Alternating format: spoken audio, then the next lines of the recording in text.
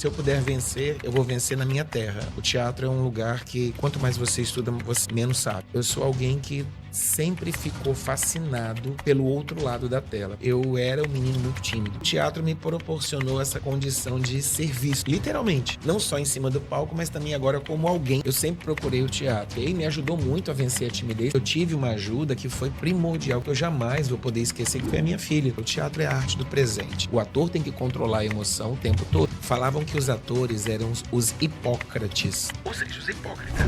O ator, ele tem que ter essa habilidade de convencer. Dentro da engrenagem teatral, todos nós somos importantes. A vaidade, ela tá presente na gente. Então, o artista é aquele que casa com a arte, na riqueza, na pobreza, na saúde, na doença. Os verdadeiros artistas, eles têm posturas em todos os ambientes. Confundem o teatro com um ambiente de, então aqui eu vou extravasar a minha questão sexual, a minha relação com as drogas, o meu posicionamento político. As pessoas estão muito intolerantes. O ator tem que entender que ele tem que ser empreendedor da sua carreira. Sem querer interromper o nosso episódio de hoje, eu quero te pedir um favor. Nós percebemos que a maioria das pessoas que passam por aqui esquecem de se inscrever no nosso canal e, claro, de dar aquela curtida. E se inscrever no nosso canal e deixar aquela curtida, comentar. Tudo isso ajuda e muito para o nosso trabalho crescer cada vez mais e para que possamos trazer convidados com ainda mais conteúdo para você. Então, vamos voltar para o episódio, mas não esqueça, no final, se inscreva e deixe seu comentário. Salve, salve marujos! Se você ainda não me conhece, eu me chamo Thiago Ribeiro, mas também conhecido como Pirata do Digital. E hoje estamos aqui iniciando mais um episódio do Bússola Cast, que será o podcast preferido. Você que é criador de conteúdo, quer aprender tudo sobre como criar conteúdo para a internet. E hoje está sendo um episódio super especial para mim, porque eu estou trazendo aqui para bater um bate-papo, uma referência, não só no estado, mas em todo o Brasil. E vocês já vão entender por quê. Porque essa referência, pela toda a bagagem, toda a estrutura que ele vai passar aqui, e que eu aconselho você que quer criar conteúdo, não perder nenhum segundo desse episódio, porque você vai aprender tudo sobre posicionamento, sobre a arte do teatro, e por isso eu trouxe aqui hoje ele que é ator, produtor, diretor e tantas outras facetas, né? Abel Santana. Muito prazer, irmão. Obrigado por aceitar o nosso convite. Te agradeço de verdade, assim, que honra te estar aqui. Eu que acompanho seu trabalho na internet já há um tempo. Não só na internet, a gente já falou daqui de peça, vamos falar de tantas outras coisas aqui daqui a pouco. Às vezes, né, você pode achar assim, poxa, mas o cara me chamou assim e nem me conhece do nada. Não, a gente dá uma vasculhada, pesquisa o trabalho, conhece, é fã antes de chamar a pessoa para sentar aqui. Então, antes de querer ser entrevistador aqui, eu já sou fã e já quero deixar isso declarado aqui. Mas sem enrolação, sem babação, né? Já tô babando demais. Vou pedir você se apresentar para aqueles que ainda não te conhecem, para nossa câmera aqui, falar com o nosso público, por favor. Bom, obrigado, Thiago, por ter me convidado. Eu agradeço a toda a equipe de vocês. E, bom, se apresentar, né? Eu sou Abel Santana, ator, diretor, produtor cultural, proprietário de uma escola de teatro aqui no Espírito Santo, chamada Oficina de Atores Abel Santana. E tô aí na batalha, já esse é o 17º ano da nossa escola. Estamos aí na batalha para promover cultura no estado. Eu sou aquele ator raiz do Espírito Santo e na época um pouco mais jovem, muitos colegas meus falavam assim, eu vou me profissionalizar ator e vou para outro estado. Eu nunca tive essa vontade, eu sempre pensei, cara, se eu puder vencer, eu vou vencer na minha terra, ou seja, no Espírito Santo. E foi isso que eu comecei a fazer há 17 anos como escola, mas antes disso eu já trabalhava com teatro. E estou aí na batalha, né? Não é fácil, você sabe que o meio cultural é um meio muito desafiador e estamos aí na batalha. Vamos bater um papo aí sobre isso aí. Abel, assim, a gente já vai falar de vida profissional, a gente já vai falar sobre a arte, mas eu queria você falasse um pouquinho quem é o Abel na fila do pão. Pessoa física, no meio, sabe, com os amigos, familiar, hobbies, pratica esporte, sabe? Transbordar um pouco da sua personalidade na mesa, né? Perfeito. Bom, vou começar por uma polêmica aí, tem gente que já vai rir, né? Gosto do Vasco da Gama, apesar de tudo, o sentimento não vai parar. Mais caído, meu Deus! Olha que empatia, olha isso. A gente tá sofrendo, mas é a gente, né? Faz parte. A gente tá sofrendo já há bastante tempo. tempo. Pratico natação desde criança, sou nadador master, participo de algumas competições. Sou cristão, além de ser cristão, nadador, gosto de pedalar, hoje mesmo já pedalei de manhã. Sou uma pessoa que gosta de leitura, então gosto muito de ter a oportunidade de ler livros da minha área. Há algum tempo eu falei, eu quero, se eu puder, né, dedicar o tempo para a leitura, vai ser para aprender mais sobre a minha área, porque o teatro é um lugar que, quanto mais você estuda, você menos sabe, porque você fala, caramba, eu tenho que aprender mais.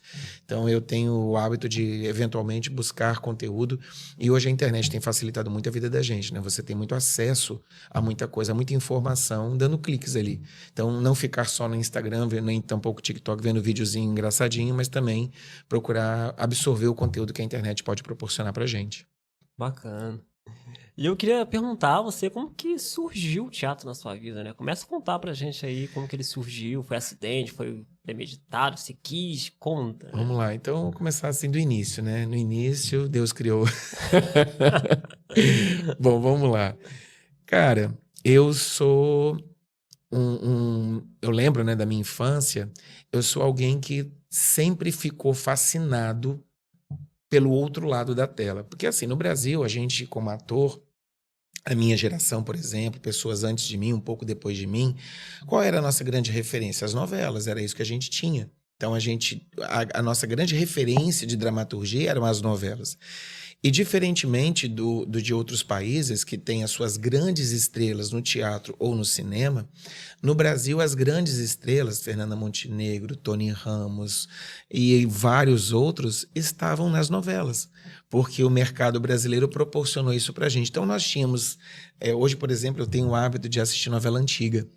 E aí eu estou assistindo porque eu estou produzindo uma peça chamada O Avarento, que é uma adaptação do texto do Molière. E teve uma novela chamada... Ai, meu Deus, agora me veio, faltou... Mas tinha o Nonô Correia. Amor com Amor se Paga, é o nome da novela. E aí o Nonô Correia é o Avarento, né? A inspiração. Eu falei, cara, eu vou assistir essa novela. E eu estava hoje assistindo uma cena de Oná Magalhães, eu falei, gente, que aula de interpretação, que incrível. Então, assim, nós que não tivemos... o cinema tão desenvolvido no Brasil, o teatro com menos recursos, a gente teve a oportunidade de ver grandes estrelas dentro da nossa casa. A Fernanda Montenegro na minha sala, e outros tantos que até hoje estão. Então a gente tem no Brasil essa possibilidade. Então quando eu lembro da minha infância, eu sou aquele menino que teve contato com a televisão, o primeiro contato com as artes cênicas foi a televisão, e um paradoxo, né? Eu era um menino muito tímido. Daquele que você falava assim, Abel, lê para mim o parágrafo tal do livro tal. Meu Deus, em sala de aula. Dava um calor, suando frio, a boca tremia. Eu lembro que quando eu ficava muito tenso, a sensação que meu lábio fazia, a sensação que o lábio estava assim, congelado. E essa era a sensação que me acompanhava até os 15 anos de idade. Até um pouco depois também, porque isso é um processo. Então eu era apaixonado pelo palco, apaixonado pelo bastidor, mas morria de medo daquele lugar. Até que, aos 15 anos de idade, no primeiro ano do segundo grau, hoje seria ensino médio, eu estava no primeiro ano e uma professora saudosa, ela não está mais conosco, Edneia Moraes, ela estava em aula, desculpa, e falou assim, gente, o trabalho desse bimestre, para quem está do outro lado, talvez não sabe nem o que é bimestre, né? Mas eu sou da geração do bimestre. E aí, ela falou, olha, esse bimestre nós vamos ter uma apresentação de teatro, e vocês vão ler um livro de literatura e vocês vão ter que escrever um roteiro a partir desse livro de literatura, ou seja, transformar um conto em um roteiro teatral. Já era o primeiro desafio. E aí vocês vão apresentar isso em sala de aula para nós. A culminância do trabalho vai ser a apresentação teatral. Naquele momento eu não me dei conta de onde eu estava me enfiando. Juntei meu grupo de colegas de sala de aula, fizemos o trabalho, eu escrevi o roteiro, eu queria muito, cara. Tiago, eu tenho muita vontade de falar assim, gente, se esse roteiro aparecesse para eu poder me avaliar, eu falei, gente, que porcaria de roteiro, sabe aquela coisa? O primeiro, né? Deve estar com muitos erros. E aí fui eu lá fazer aquele roteiro. Um menino tímido escrevendo o roteiro e ensaiando para a apresentação, do jeito que dava. Não sabia nada de teatro, fui puro empirismo ali. E aí estava lá, no dia da apresentação, dentro de sala de aula, uma sacolinha com a roupa do meu personagem, que era um cego. O nome da história era Um Cego à Beira da Estrada, era o conto. E nessa história, o que acontecia? Tinha um cego que ele ficava parado na beira da estrada, sentadinho num banco, E ele adivinhava os crimes que aconteciam na cidade pelo barulho dos carros. Então, ele estava ali no banco, e ele, como se fosse, nós dois fôssemos na cena. Ele falava assim: Tiago, esse carro que acabou de passar foi um Chevette 86. Aí você falava: não, foi um Corsa. Então, ele errava todos os carros. Ao longo da peça, ele errava todos os carros. E a história, ele levava o criminoso, digamos assim, para a cadeia. Aí você fala: gente, ele colocou gente inocente na cadeia, porque essa era a história.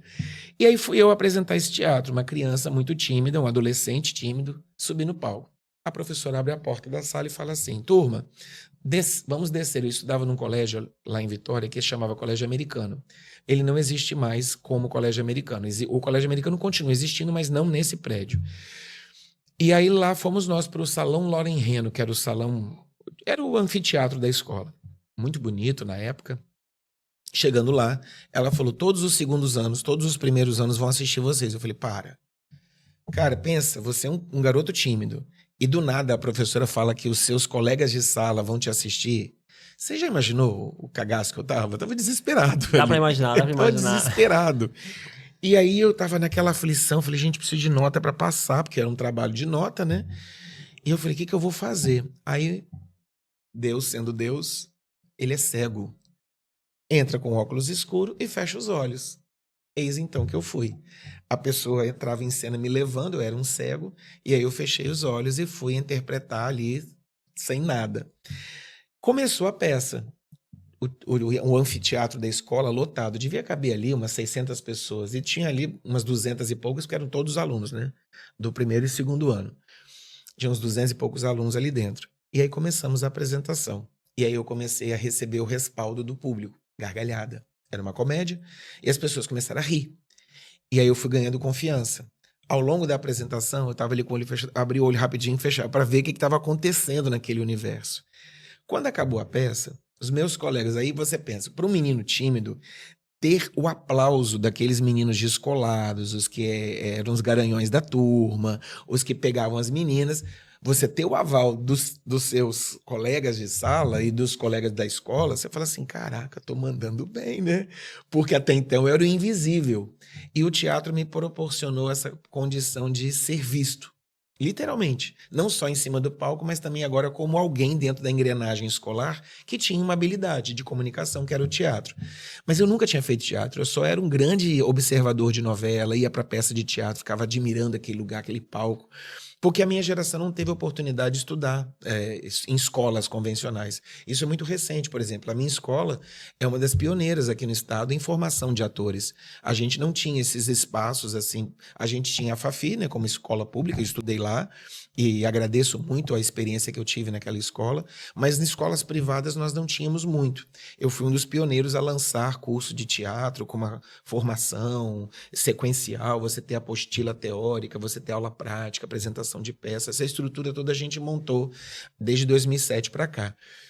Então eu não tinha essa história, você fazia mesmo na prática, você dava a cara para bater. Então eu era aquela pessoa que dos 15 até os 30, mais ou menos, eu era o cara que sabia teatro, mas sabendo fazer. Então eu errei muito, mas continuei fazendo.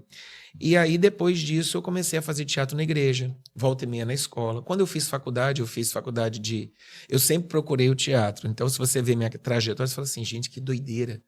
No segundo grau, eu fiz técnico em química. Aí você pergunta: peraí, da onde você tirou técnico em química? Tinha uma feira de cultura na escola todo ano, feira de ciências. Eu achava o máximo. Os caras de jaleco, colocando 2 líquidos em transparentes e ele ficava marrom, ficava verde, ficava violeta. Eu achava aquilo meio mágico. Você acredita que eu fui fazer técnica em química por causa disso? Curso dificílimo. E lá fui eu, 17 aulas de química por semana. Foi fazer faculdade. Aí na faculdade eu acabei indo, no primeiro curso, para o curso de economia. Fui fazer economia, quer dizer, na verdade, de onde... É química, economia, o que está acontecendo, né? No curso de economia, eu percebi que, como eu fiz técnico em química, eu tinha uma defasagem de conteúdo de história. Eu sabia muito pouco de história, porque eu tinha muita aula de química e não tinha quase nada de história. Então eu não sabia história. No curso de economia você tem muito mais história que matemática, só para você ter uma noção. História econômica do Brasil, história econômica mundial. E você tem que saber, no decorrer da história, como é que os planos econômicos influenciaram as economias daqueles países e assim vai. E eu não sabia história. E aí eu falei, caramba, eu tô com uma defasagem de conteúdo, eu não vou ficar para trás. Aí o que eu tive a brilhante ideia? Vou fazer vestibular para história. Aí fiz vestibular para a faculdade de história, procurando. E aí até então eu não sabia onde que o teatro entrava nessa brincadeira. Quando eu comecei a dar aula de história, no primeiro período, eu sou convidado para dar aula numa escola aqui na Serra, que não existe mais, era o Centro Educacional de Laranjeiras. Lá fui eu dar aula nessa escola. Comecei a dar aula, quer dizer, menino de 19, 20 anos, dando uma sala de aula com outras crianças. E aí foi ali que eu comecei a ver que a aula poderia ser meio teatralizada. Então eu contava histórias de Napoleão, de Hitler, Mussolini, Guerra Fria, pré-história, como de uma forma, talvez a linguagem mais empolgada, diferente dos professores de história tradicional, e aí isso de alguma forma me trouxe benefícios profissionais. Virei, assim, na visão daqueles alunos, um bom professor de história. E aí a coisa foi acontecendo, só que dentro de mim estava assim, cara, não é isso que eu quero. Ok, me ajudou muito a vencer a timidez, porque você imagina, a cada 50 minutos eu trocava a minha audiência, eu saía da sexta série para a sétima, para a oitava, para o primeiro ano do segundo grau. Eu era essa pessoa que circulava nos públicos. E a sala de aula você tem que, independente da época, você tem que se virar para fazer a galera ter atenção com você. Hoje está muito mais difícil. E aí, comecei a dar aula. Nessa escola que eu comecei a dar aula, eu conheci um professor que também gostava de teatro e nós oferecemos para a direção da escola, vamos montar uma oficina de teatro. E aí a escola topou. Como tinha escolinha de basquete, escolinha de futsal, tinha escolinha de... Enfim, os esportes, também tinha uma escolinha, uma oficina de teatro. Isso 91, 92. E como o negócio começou a dar certo. Então eu fiquei de 92, eu acho, 91, até 96 nessa escola. Em 97 eu mudei para outra escola. E além de aulas de história, eu dava aula de teatro. E ali eu aprendi muita coisa, porque aí você começa a fazer prática, né? Eu não tinha habilitação, não era formado em teatro. Aí nos anos 90, eu saí dessa escola, 97, 98, 99, e aí eu comecei a assistir muitas peças de teatro, mas eu não estava dando aula de teatro. 98, eu falei, cara, eu vou fazer uma peça aqui na escola, Segundo Reinado. Carlota Joaquina, Dom Pedro II, Dom Pedro I, Dom João VI. Comecei a buscar esse ambiente. Deu certo. Aí eu comecei a oferecer teatro nas escolas onde eu dava aula lá em Vitória. E uma delas aceitou, isso já em 2005. Uma delas aceitou e foi de lá que a minha escola surgiu. Eu tive a oportunidade de dar aula de teatro numa escola de particular. Primeiro ano eu tinha 23 alunos, segundo ano eu tinha 48, e no terceiro ano a gente estava com 77 alunos. E no segundo ano e no terceiro ano que eu dei aula nessa escola de teatro, eu ouvia toda semana, não era uma vezinha não, eram várias vezes durante a semana. Abel, você não dá aula de teatro fora daqui não? Eu tenho uma prima, tenho um sobrinho, tenho uma irmã que gostaria de fazer, mas aqui só pode fazer o aluno, né, porque está matriculado na escola. E aí eu fiquei pensando, por que eu estou ouvindo tanto isso? Aí, em um determinado momento, eu falei, gente, Deus está mandando alguma mensagem para mim, eu preciso decifrar que negócio é esse. Foi aí que comecei a amadurecer a ideia de ter um espaço meu em que eu pudesse dar aula de teatro, que eu pudesse trabalhar a formação dos artistas. Isso 2006. Em 2007, a economia do país estava ainda num momento aquecido, era um momento que a economia estava razoavelmente bem, e aí eu falei, vou empreender. Eu era CLT, eu era professor, trabalhava o dia todo como professor de história e resolvi empreender. Engraçado que quando eu era mais novo, eu falava assim, cara, quando eu chegar aos meus 40 anos, eu vou ter, nem que seja um carrinho de pipoca na esquina para dizer, aqui quem manda sou eu. E aí essa coisa da palavra tem poder, né? Eu falei, cara, e de alguma maneira Deus me proporcionou isso, ter uma escola de teatro em 2007, já com meus 30 e poucos anos. Aí nesse momento, 2003 para 2004, eu fui estudar teatro na Fafi, aí eu fui me profissionalizar e foi aí que eu caí do cavalo, porque eu falei, caraca, eu não sei nada de teatro. Eu achava que eu sabia. E aí eu comecei a estudar, e aí ver que esse universo é gigantesco, ele é amplo demais. Quanto mais você estuda, você precisa saber que você precisa estudar mais ainda. E aí foi nesse lugar que eu comecei a investir. E aí, 2004, 5, 6, 7, eu tive a minha formação como artista. Nesse momento, no ano da minha formatura, eu abri a minha escola. E engraçado que quando eu fui no contador, eu falei, olha, eu preciso saber se as minhas habilitações permitem montar uma escola, porque eu não posso fazer nada clandestino, né? Tem que ter nota fiscal, diploma, certificado, para os alunos darem sequência na vida deles. E por causa do magistério, ou seja, por causa do curso de História e do curso de Teatro, eu teria habilitação para poder dar aula na escola. Então, assim, nada aconteceu por acaso. E aí, em 2007, a gente começou a nossa trajetória, começamos a construir a nossa escola. E aí nós começamos numa salinha pequenininha de 44 metros quadrados, ali na Leitão da Silva, perto do Hortifruti. Ficamos lá 3 anos. Dos 3 anos a gente foi para Praia do Canto. Na Praia do Canto eu fiquei 9 anos, e de 2010 a 2019. E aí a gente ficou lá durante esses 10 anos, aproximadamente 9 anos. E aí nós ficamos nessa sede, que era uma loja maior, tinha 100 e poucos metros quadrados. Só que uma das minhas grandes dificuldades sempre foi, quando eu tenho a apresentação teatral, conseguir a sala de teatro vazia para a apresentação na data que eu precisava. Então sempre foi muito desafiador. Ter um planejamento para dezembro, apresentar a peça em dezembro, de forma de finalização do ano. E aí eu tenho o desafio de encontrar um espaço cultural. Então eu circulei por vários espaços culturais em Vitória. Muitos já até fecharam, não existem mais. O Teatro Galpão não existe mais. O Teatro Marista, ele não funciona mais aberto ao público externo. O Teatro da UFES é inacessível, é muito difícil você conseguir agenda. O Carlos Gomes, nem pensar, hoje ele está fechado, mas na época que ele estava aberto era impensável você conseguir agenda no Carlos Gomes. E aí eu sempre tive a vontade de ter um espaço meu, que eu pudesse ter as minhas produções sendo apresentadas ali com uma flexibilidade de agenda maior. E aí, em 2019, eu consegui mudar para esse espaço que a gente está agora, que fica na Dante Michelini, é uma escola maior, tem uma sala de apresentações, que é a nossa sala multiuso, né? Ela cabe em 113 pessoas na plateia, quando tem espetáculo no final do ano. Então, você vê que a coisa foi mudando. E aí, uma coisa muito bacana para nós, assim, ter um espaço em que a gente pode ter liberdade de fazer as nossas apresentações dentro das nossas agendas. E aí, mudei para lá em 2019. Quando eu cheguei nessa loja, se você perguntar assim, como é que foi mudar para aquele espaço? Parecia cena de terror. Lembra aqueles filmes que a mocinha é sequestrada e vai para o cativeiro? Sei. E o cativeiro tem aquela parede de limo escorrendo, rato andando. Era esse o espaço. Na frente da praia, mas horrível internamente. E aí eu falei, cara, vai dar certo. E eu não sou rico. E aí, da onde que eu fui? Recorrer a banco. Até hoje eu tô pagando esse empréstimo. 10 anos para pagar esse empréstimo. Aí entra o lado empreendedor, né? Ah, não fala não. E aí é coragem mesmo, sabe? De fazer dívida para poder entrar nesse espaço. Fizemos a dívida em 2019, acreditando que 2020 a roda ia girar. Acho que você já entendeu 2020, né? Janeiro, tranquilo. Fevereiro, ok. Março, navegação de cruzeiro até mais ou menos o dia 15 de março. No sábado anterior ao fechamento de tudo, eu matriculei aluno. O aluno foi lá, fez aula experimental, a mãe gostou do espaço, matriculamos. No domingo para segunda, o governador fechou tudo. Acabou.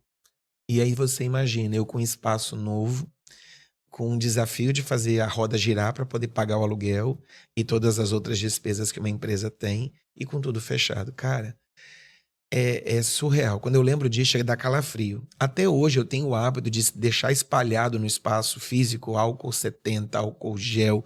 Eu tenho o hábito, eu me autodenomino o maluco do álcool 70. Eu higienizo as mãos dos meninos até hoje, porque foi muito traumático esse período para nós. Você ter um espaço que estava todo arrumadinho para receber pessoas e ficar fechado durante o ano inteiro. Final do ano a gente teve uma liberaçãozinha para poder apresentar, mas com todo mundo com medo, não tinha vacina. Em dezembro de 2020 não tinha vacina. Então a gente tinha assim no camarim espaços físicos para você poder guardar suas coisas, higienizar, uma doideira, foi uma loucura aquilo. E aí 2020 para cá a gente vivenciou a pandemia, 21, 22, 23 as coisas foram ficando mais tranquilas, 24 também. Então 22 para 23 já foi ficando mais tranquilo. E estamos aí nessa luta de formação de atores desde 2007. E é um prazer, para mim, uma alegria muito grande eu conseguir ver Pessoas que têm habilidades, aprimorando as habilidades de comunicação que elas têm, e pessoas que chegam lá, como eu era lá no passado, aquele menino tímido, que chegam com um traço de timidez gigante, e conseguem, através do teatro, vencer a timidez, se tornar mais comunicativos, mais confiantes em si.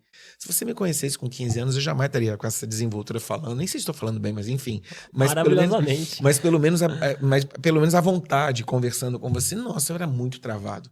Mas aí o poder transformador do teatro. O teatro, antes dele transformar a vida dos outros, ele transformou a minha. E por isso que eu sou tão, né, levanto essa bandeira com tanta força. O teatro tem a sua parte terapêutica, que é muito importante. E aí sempre eu falo, muita gente quando chega lá na minha escola, eu pergunto, por que você está aqui? O que te trouxe aqui? E muitos dizem, eu vim para vencer a minha timidez. Aí eu cito a minha história e falo, então você está no lugar certo, porque deu certo comigo, pode dar certo com você também. Basta você permitir que o teatro entre na sua vida e proporcione as transformações necessárias. É isso. Tentei resumir o máximo, tá? Não, mas Abel, já queria assim, já te perguntar, já que você citou aí, a gente não deixar passar batido. No período que você estava fechado, veio a pandemia, o que te motivou a não fechar, a não desistir, Cara, a não encerrar? Eu não sei se eu posso chamar de crise de pânico, mas eu desenvolvi, assim, eu acordei à noite, você imagina, com um monte de dívida. Eu tenho muito a agradecer os pais dos alunos naquela época que entenderam o que estava acontecendo e não abandonaram a escola. Porque alguns colegas meus que são proprietários de escolas pelo Brasil ou fecharam ou diminuíram muito o poder de fogo deles porque eles perderam quase todos os alunos. Imagina, uma turma, uma escola com 150 alunos ter 30 só no online. E eu tive pouquíssimas desistências. A maioria continuou no online. Nessa história de estar no online, eu tive que me adaptar rapidamente a nessa nova linguagem. Eu nunca tinha dado aula pelo computador. Você na tela de um computador, os alunos ali, e você tendo que... E o que é pior, né? Você não poder transparecer o seu desespero, porque internamente eu estava em frangalhos. Mas na frente da tela você está ali passando confiança, não vai dar tudo certo. Você precisa acreditar nisso também para você seguir. E foi isso que eu me agarrei. E paralelo a isso, eu tive uma ajuda que foi primordial, que eu jamais vou poder esquecer, que foi a minha filha. Por ela ser mais jovem e com habilidades nesse universo da internet, hoje ela é influencer, trabalha com isso, ganha dinheiro com isso, vive disso. E ela foi crucial nesse momento de reposicionar a minha escola no ambiente virtual. Nós éramos uma escola 100% presencial e passamos a ser uma escola parcialmente online, e com vontade de voltar para o presencial. O presencial sempre foi o nosso grande forte, né? Mas a gente ainda tem cursos online, a gente de vez em quando tem essas oportunidades online para poder fazer com que a coisa aconteça. Então foi nesse nível que as coisas aconteceram. Então, assim, eu tive que reaprender a me comunicar com a internet, fazer live.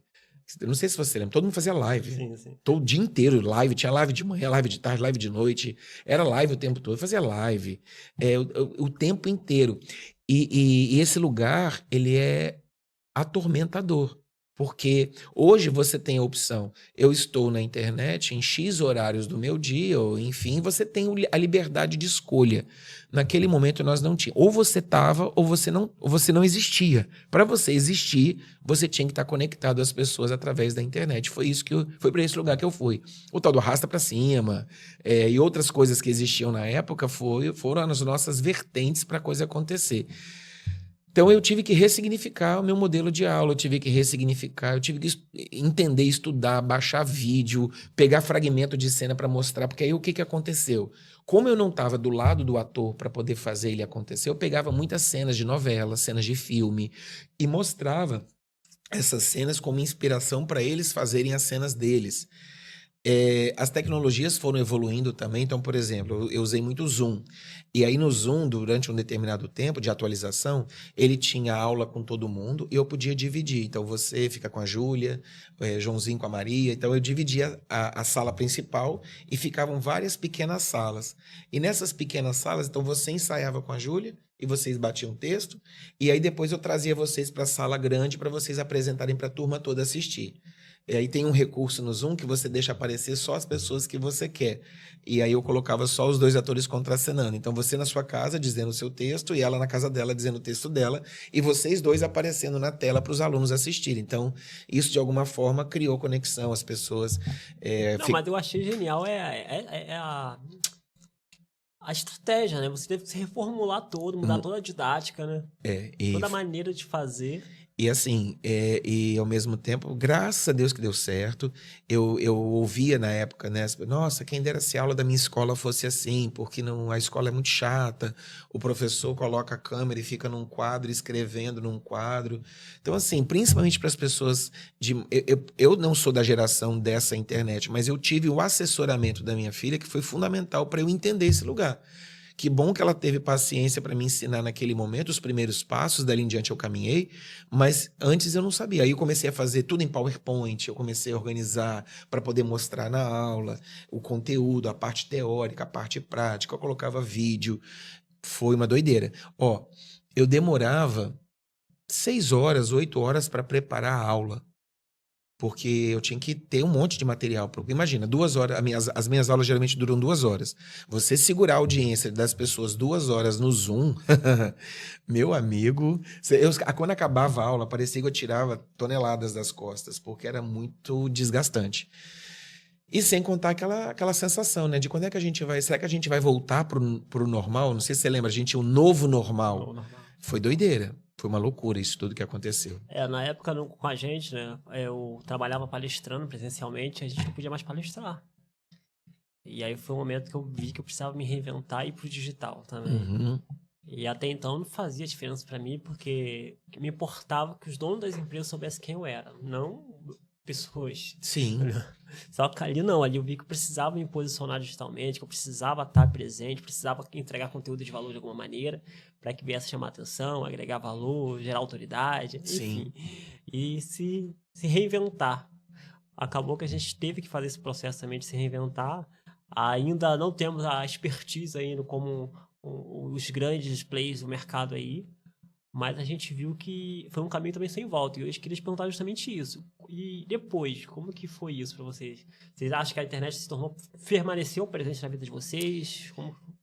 Como a nossa escola, ela sempre teve a marca do presencial e o teatro no meio técnico, muita gente fala isso, eu também falo, o teatro é a arte do presente. Então, assim, o recurso online, ele é bom? É. Então, por exemplo, você mora em Colatina e não tem condições de vir a Vitória fazer teatro. E existe um curso online em que você pode, de alguma maneira, alimentar o artista que existe em você de forma virtual. Funciona. Você cria vínculo, os grupos do WhatsApp, as outras formas, no nosso caso, na nossa escola, existe um site, tem uma plataforma, tem um portal do aluno. Então, você lá no portal do aluno, você vai alimentando conteúdo para os alunos poderem assistir. Então, querendo ou não, você cria vínculos estratégicos através do ambiente online. Mas o ambiente presencial, para nós atores, o olho no olho, contracenar, né? Muito essa sensação de sentir o outro. O online ele existe como uma ferramenta de apoio, mas a essência do teatro ainda continua sendo o presencial, o olho no olho, o calor da cena, você ouvir a voz do quem está contracenando com você, a energia da cena. Porque emoção, às vezes, né? porque às vezes a sua internet é ruim e tem delay. E aí você fica com aquela cara de pastel esperando o texto terminar. Você já terminou o texto, mas ele está processando a informação. Isso é muito doido. Então, assim, é uma ferramenta? É uma ferramenta. Vamos abandoná-la? Acredito que não. Já fiz cursos online e foi muito bom, porque o curso era de um professor do Rio de Janeiro. E para eu ir para o Rio, custava, né, passagem aérea, alimentação, hospedagem, uma semana da minha vida, para eu ficar lá no Rio de segunda a sexta, de 2 às 4 da tarde. Um exemplo, curso de férias. E aí eu posso fazer isso no ambiente online. Então, eu tenho a oportunidade de estudar de forma online. Então, foi essa estratégia que eu fiz, que dá certo, funciona, é mais barato, né?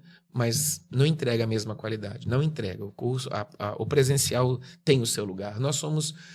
Né, o ser humano, ele precisa dessa coisa do contato físico, do olho no olho, da energia. Então, em muitos ambientes, isso facilita muito. Mas o presencial tem o seu lugar. E falando aí da última pergunta, assim, acerca da pandemia, né? Na música, a gente, esses períodos de todo mundo trancado, né, todo mundo em casa, acabou que não fomentando muito essa questão de live, promoveu muito. E nas outras áreas culturais, você acha que fomentou ou não? Foi desafiador. Algumas pessoas tentaram fazer peças de teatro online, cobrando às vezes o ingresso simbólico para poder ajudar esse artista, né, porque estava precisando de pagar as contas dele. E aí isso foi feito em alguns lugares. Aqui no Espírito Santo surgiram algumas iniciativas nesse contexto, mas não foi muito forte no nosso estado. Essas estratégias de live, de fazer peça ao vivo online, não foi muito forte. Mas aconteceu. E eu lembro que eu assisti uma e foi até interessante. Falei assim, caramba, o cara tentou organizar no quarto dele um cenário, colocou uma câmera, filmou. Tem muita gente que gravou filme nessa época. Chegava o equipamento na casa do ator, da artista, eles ficavam lá, gravavam, porque a equipe não podia subir, com medo de todo mundo ficar doente. Então, os artistas se gravavam, mandavam o material de volta, pegava aquele cartão de memória, levava lá para o editor. Então, doideira isso, sabe? Muito doido esse lugar. Mas nós atores, nós não tivemos grandes oportunidades de empreender sozinhos. As grandes emissoras deram seus pulos, tanto é que as novelas voltaram de alguma forma. Muita gente ficou doente logo no início, não conseguiu, voltava para o estúdio, ficava doente, tinha que voltar para casa. Foi uma loucura isso aí. Então, assim, foi muito desafiador. Os americanos, com aquelas mega estruturas, né, hollywoodianas, então eles produziram muitos filmes. A pandemia produziu o filme, tinha gente gravando na pandemia. Ficava todo mundo, fazia exame, né? Todo mundo confinado, ninguém sai daqui, vamos gravar, depois sai. Então, quer dizer, todo mundo fazia exame, estava todo mundo negativado, então não vai acontecer nada, entre aspas. E algumas equipes fizeram isso, tinham estrutura, tinham condições financeiras de manter 30 pessoas, 40 pessoas confinadas num lugar para poder produzir um material. Teoricamente, ninguém estava contaminado, então o risco estava tranquilo. Tava para ir, né? É. Abel, você mencionou aí, né, que você já atuava no teatro, fazia já as suas peças, e aí tem um momento que você foi estudar e você percebeu que você não sabia nada. Você pode, assim, explicar melhor isso pra gente? Porque, assim, eu queria entender o que é ser ator. Você precisa de um diploma? O que define? Existe uma escola, existe uma faculdade que define, não, esse é ator, esse não é. Esse aqui estudou em tal lugar, esse aqui não é. Como funciona isso? Vamos lá. A minha experiência, né, foi no início, gostei, porque assim, se você perguntar para a grande maioria dos atores, quando é que você começou? Ou foi na escola, ou foi na igreja. Ou nos dois lugares. Geralmente são esses dois lugares. Tem a Paixão de Cristo, tem o Natal. Então, algumas datas criam a possibilidade de montagem de peças. E aí os atores vão para esse lugar, né? Ou pelo menos os pseudo-atores, atores que querem se comunicar através do teatro, vão para esse lugar. Então, a gente teve esse contexto inicial. Então, eu fui um desses que comecei na escola, da escola fui para a igreja e dali em diante não parei mais. Mas no que se refere a estudo, nas habilitações, para você ser ator hoje, você não precisa necessariamente fazer faculdade de artes cênicas. A faculdade de artes cênicas está muito associada à licenciatura. Então, eu quero dar aulas de teatro. Faculdade de artes cênicas. Ok. Eu quero ser ator. Os cursos livres, como oferece na minha escola, te dão toda a base. Inclusive, o documento chamado DRT, que é o Registro Profissional de Ator, de uma pessoa que fez cursos numa escola semelhante à minha ou na minha, de uma pessoa que atuou praticamente. Você ficou 10 anos num grupo de teatro no interior apresentando peças. Você comprova que você, durante 10 anos, apresentou peças na sua cidade, e aí peça XYZ. Ou você fez faculdade de artes cênicas, todos esses lugares, eles têm a mesma habilitação. Aí você pergunta, por quê? Porque na legislação nós não temos faculdades de artes cênicas em todo o território nacional. Por conta disso, há uma brecha legal para que as pessoas que têm conhecimento prático também tenham habilitação. Isso aconteceu muito com contador. Lá no passado, a pessoa fazia técnico em contabilidade, ele tinha o CRC, né? Acho que é Sim. Conselho Regional de Contabilidade. A minha tia, por exemplo, ela fez técnico e ela tem o CRC até hoje. Não é mais, porque hoje nós temos faculdade de contabilidade no Brasil todo. Então, se você quiser ser contador, você tem que ir para a faculdade. Mas a galera dos anos 50, 60, 70 fazia um curso técnico e já abriu um escritório. Já era contador. Então, nós, atores, ainda temos essas flexibilidades legais. Você tem uma experiência prática, Então você pode ser ator porque você entrou num grupo e apresentou peças de teatro ao longo de X anos. Ou então você estudou numa escola, curso livre. O que é curso livre? Curso livre é aquele curso que você vai, faz aula prática, aula teórica, mas não tem prova, não tem nota. Você, no meu caso, né, a única coisa que não impede os meus alunos de receberem certificado é a falta. Se ele faltar mais de 25% do curso, ele perde o direito ao certificado. Se ele tem 75% de presença, o certificado dele acontece. Ah, mas ele não é bom ator, mas ele frequentou as aulas. Curso livre é essa dinâmica. E existem as faculdades, que aí, no caso, os cursos técnicos também são assim. Então, existe o curso técnico, que seria semelhante ao pós-médio, e tem o curso de teatro faculdade, que aí você pode se formar e, geralmente, você sai de lá professor, licenciado para dar aulas de teatro. Essas são as denominações dentro da área, mas todo mundo que quer interpretar tem que tirar o DRT. Então, o meu DRT, que foi DRT de uma escola técnica, vale a mesma coisa do DRT de um cara que estudou na USP, que estudou teatro na USP. Então, no documento nós temos o mesmo. Porque o que é cobrado de nós? O ator, ele precisa dominar emoções. Então, qualquer ator precisa saber fazer isso. Eu não estou triste, mas você me vê em cena, você começa a chorar pela minha expressão da depressão.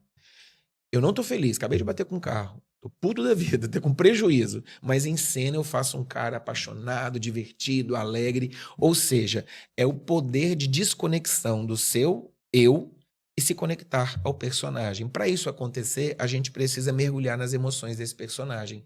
Pensar como personagem, agir como personagem, andar, sentar, pentear o cabelo como personagem. Você não é mais você. Você tem que encontrar o seu personagem. Porque você, Thiago, toma banho de um jeito. Seu personagem pode ter outra dinâmica completamente diferente disso. Engraçado que eu não tenho o hábito demais de vir para a Serra, né? E aí eu tava vindo para cá, no trânsito, e aí parei no sinal, olhei pro lado, olhei pro outro, falei, caraca, porque você fica muito na sua bolha e você esquece que existe um universo, né? As pessoas trabalhando, andando, falei, meu Deus, olha que doideira. Eu fiquei momento filosófico dentro do carro. Eu fiquei, caramba, olha todo mundo aí no seu corre, todo mundo trabalhando, todo mundo correndo atrás do seu prejuízo pessoal. E é um outro universo. Então, como eu não convivo na Serra, para mim é um universo novo. E para você, talvez, ir lá para Jardim da Penha, onde fica a minha escola, você fala, nossa, é um outro lugar. E é isso mesmo, são as nossas regiões onde a gente está. Então, é muito sobre isso. O ator é essa pessoa que precisa dominar as emoções, ele precisa controlá-las. O ator domina a emoção, e não a emoção o domina. Então, por exemplo, numa cena de discussão, se não está escrito no roteiro, se o diretor não marcou eu dar um tapa na sua cara, eu não tenho direito de fazer isso. Aí parou a cena, eu te dei um tapa no teatro. Aí você fica chateado comigo. Aí a pessoa olha assim, por que você fez isso? Ah, no calor da emoção. Errado. Isso não pode. O ator tem que controlar a emoção o tempo todo. Então, se não está escrito que não tem tapa na cara, por que você dá um tapa na cara do seu colega de cena? Primeiro já foi desrespeitoso, né? Não está marcado como é. Agora, se está na marcação, se tem combinado, o cara que vai levar o tapa na cara, ele sabe até a hora que ele vai levar esse tapa na cara. E ele só precisa garantir para o público a exclusividade. Parece que foi real, parece que foi a primeira vez. Só que você levou tapa meses e meses dos ensaios e nas apresentações também. É assim que funciona. E falando assim de personagem, já que você citou aí, geralmente, assim, eu não sei se você já ouviu isso, mas você é honesto. Geralmente as pessoas têm essa ideia de que o ator, ele não é digno de confiança, né? Que afinal ele pode estar mentindo pra você a qualquer momento, ele pode ser desonesto com você a qualquer momento. Como que é pra vocês lidar com isso? Saber que talvez os amigos desconfiam. Não sei se dentro de casa a mulher acha que tá mentindo. Rapaz, vamos lá na Grécia Antiga, né? Quando o teatro surgiu, Tespes, que foi o nosso primeiro ator, né? Ele e os da geração dele, falavam que os atores eram os hipócrates. Ou seja, os hipócritas. E aí isso né, foi mudando e tal, mas sempre existiu essa fala de que a gente está interpretando, que a gente está atuando, tanto é que você fala assim, não acredita nele que ele é ator, ele está te convencendo. Cara, eu vou falar baseado no Abel. Eu sou muito transparente, então se eu tiver com alguma questão com você, você vai perceber na cara, eu não consigo disfarçar. Eu não consigo ser esse hipócrita que vai fingir, vai fazer sala para te agradar. Você vai perceber. Abel não tá bem comigo, não. Tem alguma coisa ali que tá ruim. Eu, Abel, sendo Abel, eu não consigo. Tanto é que a minha esposa, quando eu invento de falar alguma coisa, para de mentir. Entendeu? Porque ele já percebeu que eu tô enrolando, que eu tô falando Já alguma tá atuando, né? Já tô. E atuando mal, porque É. eu não tô convencendo. Mas o ator, ele tem que ter essa habilidade de convencer. Mas aí a gente fala assim, quando você usa isso para enganar pessoas, aí eu já não vejo nem como ator. Pode ter colocado, né? Depois você edita se você não quiser colocar, mas Não. a classe política faz isso o tempo todo. E é complicada, né? Porque é enganar o povo. Então, não, acho que o ator, ele é alguém que domina a emoção e ele precisa, tem a questão da índole dele. Então, ele não pode ser... não pode ser se usar dessa estratégia para se beneficiar e para ser trapaceiro, para ser desonesto. Isso aí fala um pouco da índole dessa pessoa, então não é legal. Mas sim, a atuação, o domínio da emoção é para você convencer. E sendo personagem, você é uma coisa e o personagem é outra. Você tem suas questões, seu caráter, sua índole, aquilo que você acredita, e o seu personagem pode ser um contrabandista que mata todo mundo e você tem que fazer aquele cara existir. E tanto é que tem gente que confunde, né? Que você tem a vida... Quando mais antigamente a pessoa tinha atores que eram atacados no Rio de Janeiro, que faziam os vilões das novelas, não podiam nem sair na rua, que a velhinha com guarda-chuva batendo na atriz ou no ator. Mas isso não, eu acho que o ator precisa entender o seu lugar e que, óbvio, né, a questão do caráter, jamais você vai enganar alguém porque você é ator, porque você está atuando. Existe o fator convencimento. Nós, atores, temos uma facilidade melhor de comunicação, isso não é inegável. A gente se comunica o tempo todo com a plateia, com os outros atores. A comunicação é a nossa grande ferramenta de trabalho. Mas... aí onde você está querendo entrar e já fala de índole, fala de caráter, que não é legal. Entendi. E você falou aí sobre a questão de que você usou o teatro para vencer a timidez, né? Além de vencer a timidez e também ser ator, óbvio. Qual você acha que o teatro ele pode ser utilizado por qual benefício? Olha, lá na minha escola eu falo muito sobre os benefícios do teatro. Então, vencer a timidez é uma dor que muita gente tem e o teatro ajuda. Trabalhar em equipe é muito importante porque você entender que dentro do teatro, dentro de uma peça de teatro, eu sempre dou esse exemplo. Imagina aquele relógio de ponteiro antigo que tem várias engrenagens dentro dele. Se você desmontar o relógio e começar a tirar as peças, esse relógio vai parar. Tirou uma pecinha, o relógio para. E aí você fala, caramba, o teatro é isso. Dentro da engrenagem teatral, todos nós, eu tenho 2 falas, você tem 50, a Júlia tem 3, todos nós somos importantes. Porque se eu não dou as minhas 3 falas, você não consegue dar as suas 50 falas. Acabou a peça. Então, todos nós precisamos entender que nós somos uma equipe. Figurinista, cenógrafo, iluminador, o cara da pipoca lá de fora, que às vezes tem. É o bilheterista, a pessoa que hoje não tem mais bilheterista, né? Hoje tem a pessoa que confere se você comprou ingresso online, você mostra lá o QR Code e entra. Então, assim, todas essas pessoas fazem parte de uma equipe e a gente precisa dar conta disso, né? Dessa equipe funcionando. Então, isso, o teatro ensina muito isso, trabalhar em equipe. Exercer a humildade, cara, é uma coisa muito complicada. Por quê? Da mesma forma que existe o glamour da profissão, se você começou a funcionar, você começou a dar certo na profissão, você começou a ter dinheiro por conta do seu talento, ok, maravilha. Mas eu gosto muito, uma atriz que para mim é uma referência, Fernanda Montenegro, você pode ver as entrevistas dela. Muita gente, eu seria se ela estivesse aqui na minha frente, eu ficaria assim... Né? Porque é admirar aquele talento, a mulher é talentosa. Aí você pergunta, mas por que a Fernanda Montenegro é tão talentosa? Porque ela consegue, dentro do universo artístico, interpretar tudo. Ela fez vilã, fez mocinha, fez pobre, fez rica, fez honesta, desonesta, ela fez tudo. Ao passo que a grande maioria de nós atores fazemos alguns tipos de personagem. O Thiago faz bem o empresário, faz bem o delegado, faz bem o vilão. Mas ele de pobre não convence. Não tem muitos atores que você fala assim, cara, essa pessoa não vai fazer papel de pobre nunca, ele tem cara de rico. Nem é rico, tadinho. Às vezes ele é um trabalhador como todos nós, mas por causa da cara dele de rico, ele só faz personagem rico. Então, assim, a Fernanda chegou nesse lugar. E aí todas as vezes que as pessoas vão entrevistá-la, é muito comum isso. Eu não fugiria desse lugar, falaria a mesma coisa. Estamos aqui diante da grande, da maravilhosa, da impetuosa, da esplêndida Fernanda Montenegro. E aí ela agradece, ela fala assim, olha, gente, obrigado, eu fico muito feliz desse elogio. Claro, quem não gosta de ser elogiado. Mas o que eu posso dizer para você é que eu sou isso é fala dela. Eu sou uma atriz e estou exercendo o meu ofício. Obrigado porque vocês gostam do meu trabalho. E não é uma coisa que ela fala da boca para fora, ela vive isso. Ela vive isso. Então, no teatro, uma das coisas que eu prezo muito é a pessoa entender quem é ele na fila do pão, no sentido de, cara, você ganhou um prêmio hoje como melhor ator, amanhã todo mundo já esqueceu, tá? Só você vai lembrar disso. Vai ficar na sua estante aquele prêmio lá mostrando pra você, pra te dar motivação até pra você continuar trabalhando. Acabou. Amanhã é outro dia, amanhã é outro trabalho. Você vai fazer outra peça, aquela já não serve mais. É outro desafio. Então, esse exercício da humildade, ele precisa ser muito cultivado. E nós estamos numa época, por causa da internet, das pessoas muito estouradas, muito celebradas, muito paparicadas. Eu tenho um pouco de medo se a pessoa não tem uma estrutura psíquica para lidar com isso. Porque cria-se um mundo de extremismo. Você fala assim, gente... E aí as pessoas começam a exigir minhas toalhas brancas, meu Prosecco, eu só vou se tiver um helicóptero para me buscar e me levar. Que o ser humano, a vaidade, ela está presente na gente.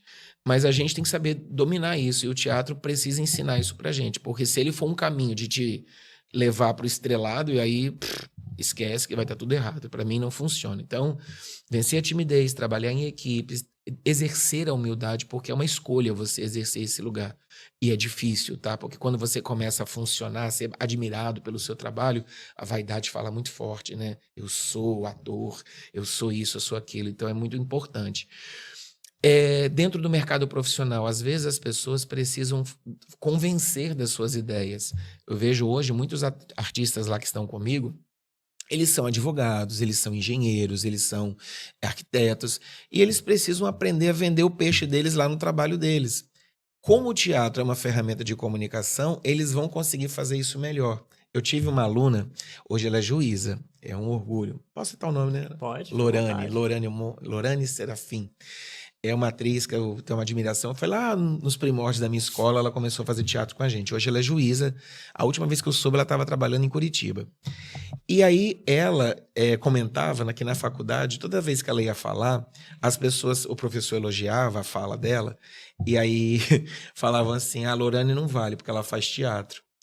E aí, não vale não, porque aí ela falava, vale sim, muito pelo contrário. Eu corri atrás do meu prejuízo e estou fazendo teatro para me comunicar melhor. E deu muito certo. Eu acredito que ela era uma menina super estudiosa, super dedicada, admirável em vários sentidos. E eu acredito que dentro da área onde ela está, a comunicação ainda seja um forte dela por conta desses anos que ela fez teatro, por conta dessa experiência no palco. Ela mencionou já uma vez para mim que ela tá doida para voltar pro palco. Eu adoraria tê-la no palco de novo com a gente. E buscando essas habilidades que você tá falando, vale a pena se a pessoa não tem perto de casa uma escola, se ela não tem condições de pagar, ou até mesmo acesso à internet, ou ainda que seja praticar, como você falou, na escola, na igreja, vale a pena? Vale, porque a gente que é artista, a Fernanda Montenegro tem até uma fala que está na internet, que ela fala assim, qual conselho você dá? Acho que é Mônica Ramoneda o nome da entrevistadora, pergunta assim, qual conselho você dá para quem está começando? E a Fernanda diz assim, saia do teatro. Aí ela fala, como? Você dando esse conselho? Ela falou, Por quê? Porque as pessoas confundem o teatro com glamour, com fama, com estrelado, com dinheiro e realização, não sei o quê, paparico. E ela falou, isso não é teatro. Se você sair e você ficar agoniado, desesperado porque você não está no palco, você é do ramo. Você é realmente um artista. O verdadeiro artista, ele tá para o teatro como um casamento. Na riqueza, na pobreza, na saúde, na doença. Ele não abandona o teatro. O verdadeiro artista dá comichão se ele não estiver ensaiando. Domingo passado, a gente apresentou uma peça infantil que foi meu primeiro texto infantil, que a gente teve assim, uma história linda com essa peça. E aí eu não estou em cena. Eu optei por não estar em cena. Eu optei pela minha primeira peça infantil, eu estou nos bastidores. Então, todas as experiências que eu tive com essa peça foram no bastidor. Pensa para um ator que tá doido pra estar no palco, vendo todo mundo no palco e você ali, apertando o play, eu sou sonoplasta desse espetáculo, apertando o play das músicas para os atores atuarem. É desesperador. E eu entendi, assim, comigo o que a Fernanda falou é o que eu vivo. Eu não tô, lógico que é óbvio que para mim hoje é importante que o teatro me dê algum retorno financeiro porque eu tenho contas a pagar com ele, ponto. Então, assim, minha empresa funciona, minha empresa é privada, paga aluguel, paga imposto, e aí é outra história. Mas a gente não tem essa coisa do estrelado, da fama, isso aí tá lá no final mesmo da fila. Então, o artista é aquele que casa com a arte, na riqueza, na pobreza, na saúde, na doença, e ele é artista, ele não vai abrir mão disso. Então, ele sente falta, faz falta. Se você não está envolvido num projeto, se você não está numa peça, aquilo te dá um desespero. Você fala, quero isso para mim. Abel, não é uma crítica, tá? É só uma pergunta mesmo. Não é uma crítica, até porque eu só quero entender se é preconceito das pessoas ou não. Retrata um pouquinho como que é o ambiente do teatro, em que quesito. A gente tinha uma visão até um pouco tempo atrás que os ambientes de teatro geralmente era uma galera vadia, que não queria nada com nada. Na maioria das vezes elitizada, ferreiros, Uhum. de viés radicais. Existe isso? Não existe? É só em lugares? Como que é? Bom, assim como existem as bolhas na política, as bolhas em todos os lugares, o teatro também tem suas bolhas. Os verdadeiros artistas, eles têm posturas em todos os ambientes. Então vamos pensar. E quando eu digo postura, não é questão postura política, não. É um ser humano que se posiciona. Então vamos pegar grandes pessoas, grandes nomes. Fernanda Montenegro, Ilia Cabral, Tony Ramos, Bruno Galhaço. Pessoas que têm suas questões políticas, que têm suas questões pessoais, mas profissionalmente falando, são profissionais que estudam, profissionais que têm uma bagagem, profissionais que buscam um equilíbrio pessoal na sua vida pessoal. Eles buscam equilíbrio, não conseguem todas as horas, porque nenhum de nós consegue, mas eles estão ali em busca disso. Porém, existe uma galera que vê o teatro como um ambiente muito libertário, e ele é libertário, só que usam mal essa liberdade. A própria Fernanda, nessa entrevista que eu acabei de citar, ela fala sobre isso. Confundem o teatro com um ambiente de, então aqui eu vou extravasar a minha questão sexual, aqui eu vou extravasar a minha relação com as drogas, aqui eu vou extravasar meu posicionamento político, e não é o lugar. Não é o lugar. Mas por quê? Porque o ambiente teatral ele é muito à vontade. Para você ensaiar uma peça de teatro, para você ir para o ambiente de ensaio, você vai, no caso dos homens, bermuda, calça de taquetel, a gente não fica nem calçado, a gente fica descalço nos ensaios. Então, por exemplo, um advogado não trabalha desse jeito, de bermuda, camiseta, descalço. Entendeu? O ator trabalha, ele vai ensaiar a peça de teatro assim. Então, esse ambiente ele tem toda uma liberdade de convivência que precisa aprender a ser usada. Então, a pessoa que entra nesse lugar para usar o teatro como uma desculpa para ela dar vazão à droga, à sexualidade, à ambientação política, essa pessoa está confundindo as coisas. Existem? Infelizmente, existem. Da mesma forma que existe médico que se droga no plantão. Todo mundo sabe disso. Estava acontecendo um plantão no hospital, tem um médico fumando maconha, não sei aonde, escondido. Tem cheirando cocaína. Tem o advogado que, à noite, dentro da casa dele, fuma sua maconha. Isso acontece. Mas essas pessoas, elas vestem uma capa profissional que meio que blinda elas de muitas coisas, blinda de muitas imperfeições. Ele meio que vive um personagem. Muitos atores não estão nem aí para isso. Se o cara tem um namorado, ele não esconde que ele tem um namorado. Se a menina tem uma namorada, ela não esconde que ela tem uma namorada. E tá tudo certo, ok? Não tem problema. O que eu quero ali em cena é o ator executando o seu trabalho, entendeu?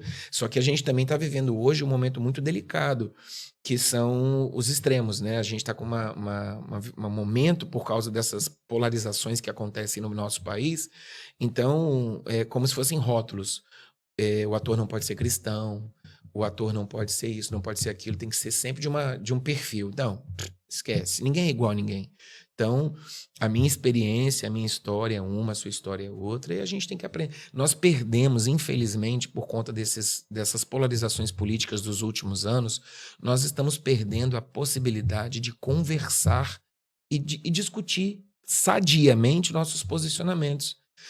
Se eu sou de direita, eu sou de esquerda, se eu sou de centro, de onde quer que eu seja, eu ter a liberdade de expressar o que eu penso. Você sabe disso. Vai você colocar num post da Gazeta seu real posicionamento em determinada postagem. Você vai ter um monte de resposta ali, ou te aplaudindo ou te cacetando. E é assim que a gente está. A gente está intolerante demais. As pessoas estão muito intolerantes. Então é isso que a gente precisa entender. O teatro precisa ser um lugar que as bandeiras têm possibilidade de ser levantadas e desde que haja possibilidade de você ouvir o ponto de vista do outro. Ah, é assim que você acredita? Ok, respeito, mas minha crença é outra. E o que eu preciso de você é que você atue comigo como ator. Eu não quero saber sua religião, sua sexualidade, o que você acredita, deixa de acreditar. O que eu preciso é do seu profissional. E as pessoas meio que rotularam, porque ele é cristão, porque ele é isso, porque ele é aquilo, porque ele é da Umbanda.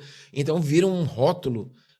O que as suas preferências, né, ou sua história passa a ser influenciada no seu profissional. Isso tem que ser revisto, que está muito complicado. Abel, vou te pedir só um pouquinho, a sua licença, fazer uma pausa aqui, que eu preciso agradecer alguns parceiros nossos, alguns Por favor. patrocinadores, que você, como atuante da arte, sabe que a gente vive, né, da ajuda. Então, primeiramente, já vou até servir aqui, se Abel quiser provar. Que show! Os salgadinhos do Dom Salgadon, deixar aqui, ó, quero já até perguntar você se está aprovado. Maravilhoso, já comi um azinho aqui, adorei. Já comeu, gostou? Então, se você quer saborear também os salgadinhos de Dom Salgadon, que fica localizado aqui em Novo Horizonte, mas que atende em delivery em toda a Serra e bairros ali ao redor ali também. Então, você que é de Jardim Camburi, Jardim da Penha, também consegue trazer o seu pedido de Dom Salgadon, que não é só salgadinho, nós também temos um mini churros lá, existe pão de queijo, enfim, vários quitutes muito bons para você, final de semana, aquela festinha de criança, aquele coquetelzinho com os amigos, enfim. A Dom Salgadon vai poder, lógico, saborear aí, vamos deixar a sua tarde ou sua noite um pouco mais gostosa. Quero o arroba dele, já gostei, tá? E aí incrível. Você fala assim, poxa, Thiago, mais salgadinho, frito, assado, é caloria, fica tranquilo, porque eu não vou aqui te entregar um negócio que vai te fazer mal. Eu tô te mostrando um salgadinho que é saboroso, vale a pena correr esse risco, mas eu vou te oferecer também a outra parceira nossa, que é o estúdio de CrossFit Musculação Voice. Então você já come o salgadinho, depois já vai aonde? Já vai lá para os estúdios do CrossFit Voice, que fica localizado aqui em Morada de Laranjeira.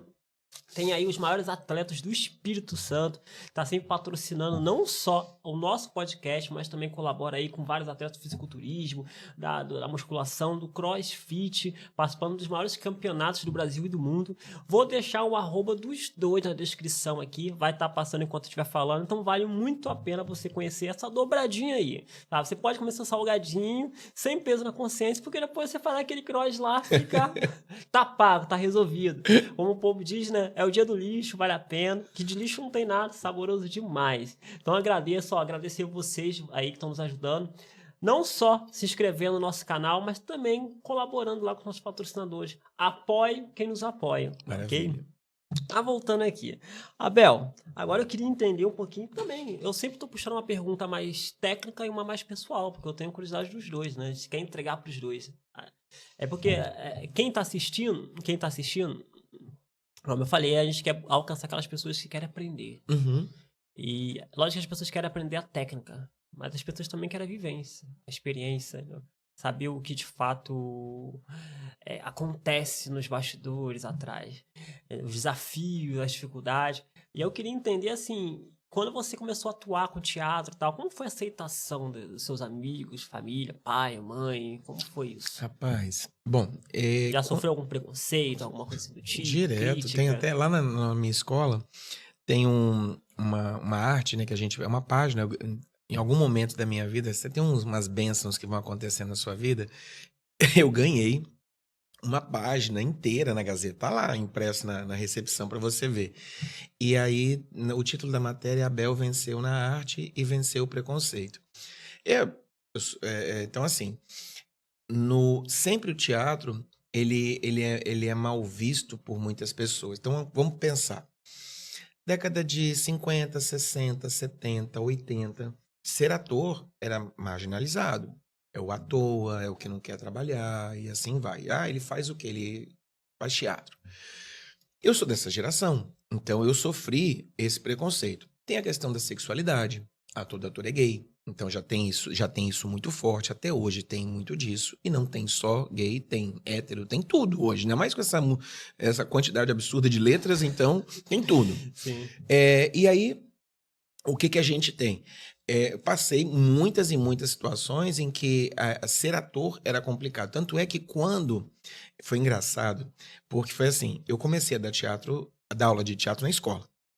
E aí quando eu comecei a dar aula de teatro, todo mundo via que era meio que uma brincadeira, não era uma coisa séria. Quando eu montei uma empresa, tinha CNPJ, pagava imposto, muita gente olhou para mim e falou assim, é doido, né?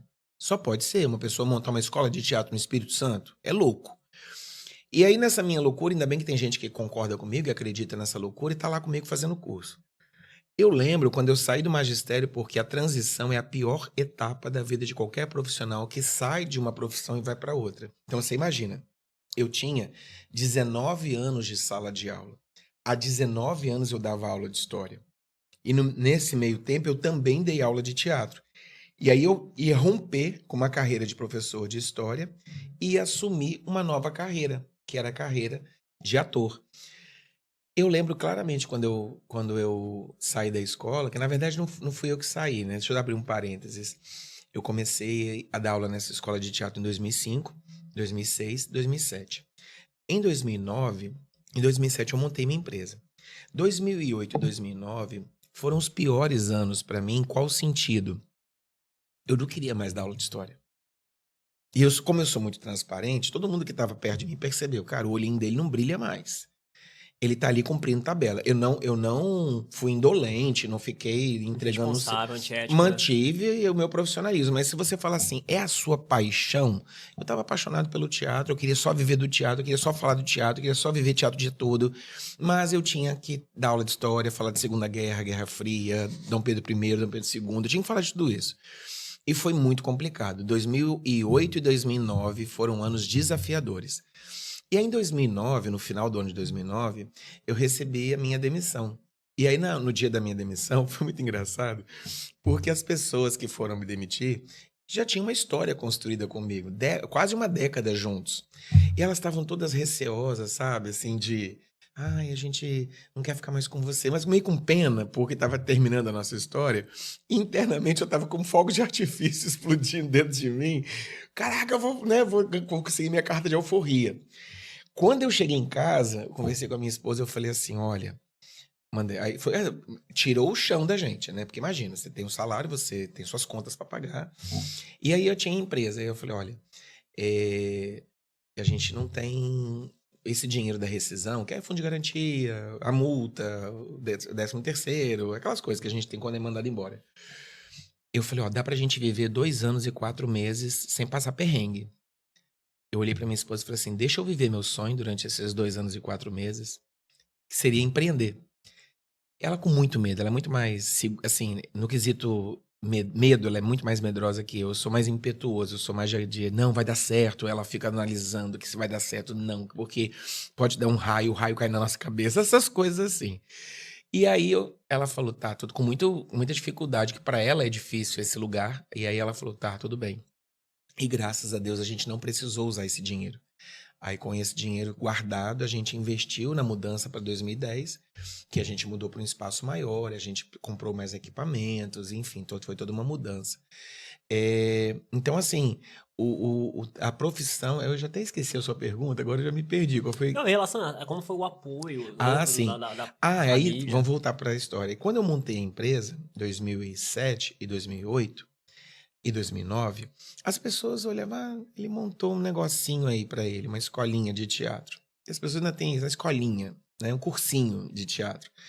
E aí, em 2010, quando eu já tinha sido mandado embora da escola, estava recebendo seguro-desemprego, essas coisas, eu lembro de uma história de uma pessoa que estava com muita pena, era ex-professora também, muita pena de mim, tipo assim, quase que ela organizou uma lista para mandar cesta básica para casa, quase que ela fez isso. Eu falei, gente, que doideira, porque na cabeça dela, assim, tava fadado à miséria, a não ter mais condição nenhuma de sobrevivência, essas coisas, porque na cabeça dela ser ator era o fim da linha. E graças a Deus que não foi, né? Graças a Deus que não foi e não é. Mas preconceitos muitos, né? Por exemplo, até eu me colocar nessa condição. Hoje, eu tenho uma assessora de imprensa e foi ela que me deu esse nome, porque ela falou: Abel, você não é só ator, você não é só diretor, você atua, você dirige, você roteiriza, você produz espetáculos, então você é um produtor cultural, que existe, né, esse lugar. E aí, a partir desde então, eu comecei a me assumir produtor cultural. Então, por exemplo, se eu estou numa ficha de cadastro aqui, profissão, produtor cultural. Entendeu? Já tem até o termo agora para usar. Mas eu tive muita dificuldade até para eu mesmo dizer para mim que eu era ator. Porque durante muitos anos eu fui professor. Profissão, professor, profissão, professor. E aí, quando eu deixo de ser professor para ser ator, para ser diretor, para ser. E assim, quando eu falo ator, diretor, eu ouvi um rapaz do audiovisual falando assim: não, então você é da guerrilha. Por que é da guerrilha? Se eu chegar num lugar e precisar de passar uma vassoura e um pano, eu vou passar a vassoura e o pano. Tem miséria, não. Precisar de trocar uma lâmpada, eu vou trocar a lâmpada, porque não tem essas frescuras, não vai ser isso que vai me impedir de resolver meu trabalho. Tem gente que tem isso, né? Tem. Eu só vou se tiver. Esquece, isso não vai rolar comigo. Então, aí esse termo produtor cultural abrange tudo isso. Inclusive aquele cara que, se precisar, vai passar pano de chão para enxugar o chão que tá molhado. Não tem problema nenhum. Não vou me sentir menor ou maior por causa disso. E tem gente que tem isso, cara, é uma doideira. Se sente menor por pegar uma vassoura. Você fala, cara, que é isso? Estudou tanto tempo, dirigiu tantas pessoas, atuou com fulano, com nada, ciclano, isso não vai levar ninguém. Se a gente morrer, vai ficar alguma coisa. Não vai, você vai embora, acabou. E na semana seguinte ninguém mais lembra de você. Falou naquele dia, perdemos fulano de tal, foi muito importante. Passou uma semana, ninguém nem mais sabe que você existe. Então, pra que essa vaidade? Pra que essa presunção de que você achar que você é muito importante no mundo? Não é. Abel, você citou aí que na pandemia, né, você teve o respaldo, né, da sua filha, né, na questão da internet. E já teve o contrário? Assim, como influência, aquela influência, como influência, você já deu esse respaldo a ela? Ela se preparou com você? Como foi isso? Como é que foi, né? A Lara, ela começou a estudar teatro comigo com 4 aninhos. Eu trabalhava muito. E na época, quando ela tinha 4 aninhos, além de trabalhar, eu estudava teatro. Então, assim, os anos que eu trabalhei e estudei, eu trabalhava o dia todo e estudava à noite. Então, eu não parava em casa. Do 0 aos 6 anos de Lara, eu quase não vi Lara. Por quê? Porque eu estava o tempo todo trabalhando. Tem uma foto que eu tenho muita pena dessa foto. Domingo, à tarde, uma pilha de provas, e eu corrigindo prova, e ela era bebê. 1 aninho, eu acho, ou menos que 1 aninho. E aí a mãe dela precisou fazer alguma coisa, fazer a mamadeira dela, alguma coisa do tipo. E aí eu peguei pra sentir o cheirinho dela. Ela era um bebê muito cheiroso, aquele cheiro gostoso de bebê. E aí ela tava aqui pra sentir o cheirinho dela. E tô eu corrigindo as provas com ela aqui, pra não perder tempo, porque era tanta prova que eu não podia perder tempo. Tinha que entregar aquelas provas pra direção, pra supervisão da escola. E aí ela aqui, eu sentindo o cheirinho dela. Aquela foto, ela resume esse lugar, né, inicial. E aí, ela também muito tímida, aos 4 aninhos, eu dando aula de teatro, a mãe dela teve a brilhante ideia: vou colocar ela para ficar perto de você, para vocês terem contato, terem relacionamento. E foi muito bom, porque eu tive a oportunidade de ficar perto dela como professor de teatro, e aí os nossos assuntos em comum eram a peça, o personagem, o figurino, eram coisas que a gente comentava em casa, no passeio. O teatro virou um assunto familiar. Isso foi muito importante para mim. E aí ela foi crescendo. Então, quando a empresa surgiu, ela fazia teatro quase todos os dias. Eu cheguei a contar, ela fazia teatro segunda, terça, quarta, quinta, sexta, sábado de manhã e sábado à tarde. Ela fazia, em média, 20 horas semanais de teatro. 20 horas de aula. E o mais engraçado é que, assim, a empolgação dela na aula de segunda, porque era o curso repetido, eram turmas. Então, a turma de teatro de segunda, a turma de teatro da terça, a turma de teatro da quarta, pouquíssimas coisas diferentes. O conteúdo era o mesmo. E ela estava lá, mantendo a empolgação dela como atriz, de interpretar os personagens na turma 3, na turma 4, na turma 10, na turma 8. Ela estava lá na mesma pegada. De alguma forma, isso deve ter sido muito bom para ela, porque ela ficou muito estimulada, né? A criatividade dela ficou extremamente estimulada. E hoje a gente vê o resultado disso na internet. Esse vulcão de criatividade que é a Lara. E aí isso, de alguma forma, proporcionou muito isso para ela. Na pandemia, Para a gente sobreviver, a gente criou uma mentoria, porque era grande e vertente, todo mundo dava mentoria. E aí eu montei uma mentoria. E ela, inclusive, me ajudou a dar o nome para essa mentoria, chamava Ator de Verdade. Porque ser ator de verdade é aquele ator que domina a emoção. Então a gente criou a mentoria Ator de Verdade. E ela me assessorava na construção desse curso. O curso Ator de Verdade abriu uma reflexão para você ir para as redes sociais, para você colocar as suas redes sociais como uma vitrine para o seu trabalho, que foi o que ela fez com ela. Nós formamos aproximadamente 5 turmas, uma média de 20, 25 alunos por turma. E aí, quando nós terminamos, estávamos finalizando a 5ª turma e as coisas já estavam voltando para o presencial, eu lembro claramente dessa cena, a gente sentado à mesa, eu aqui, ela aí e a mãe dela ali.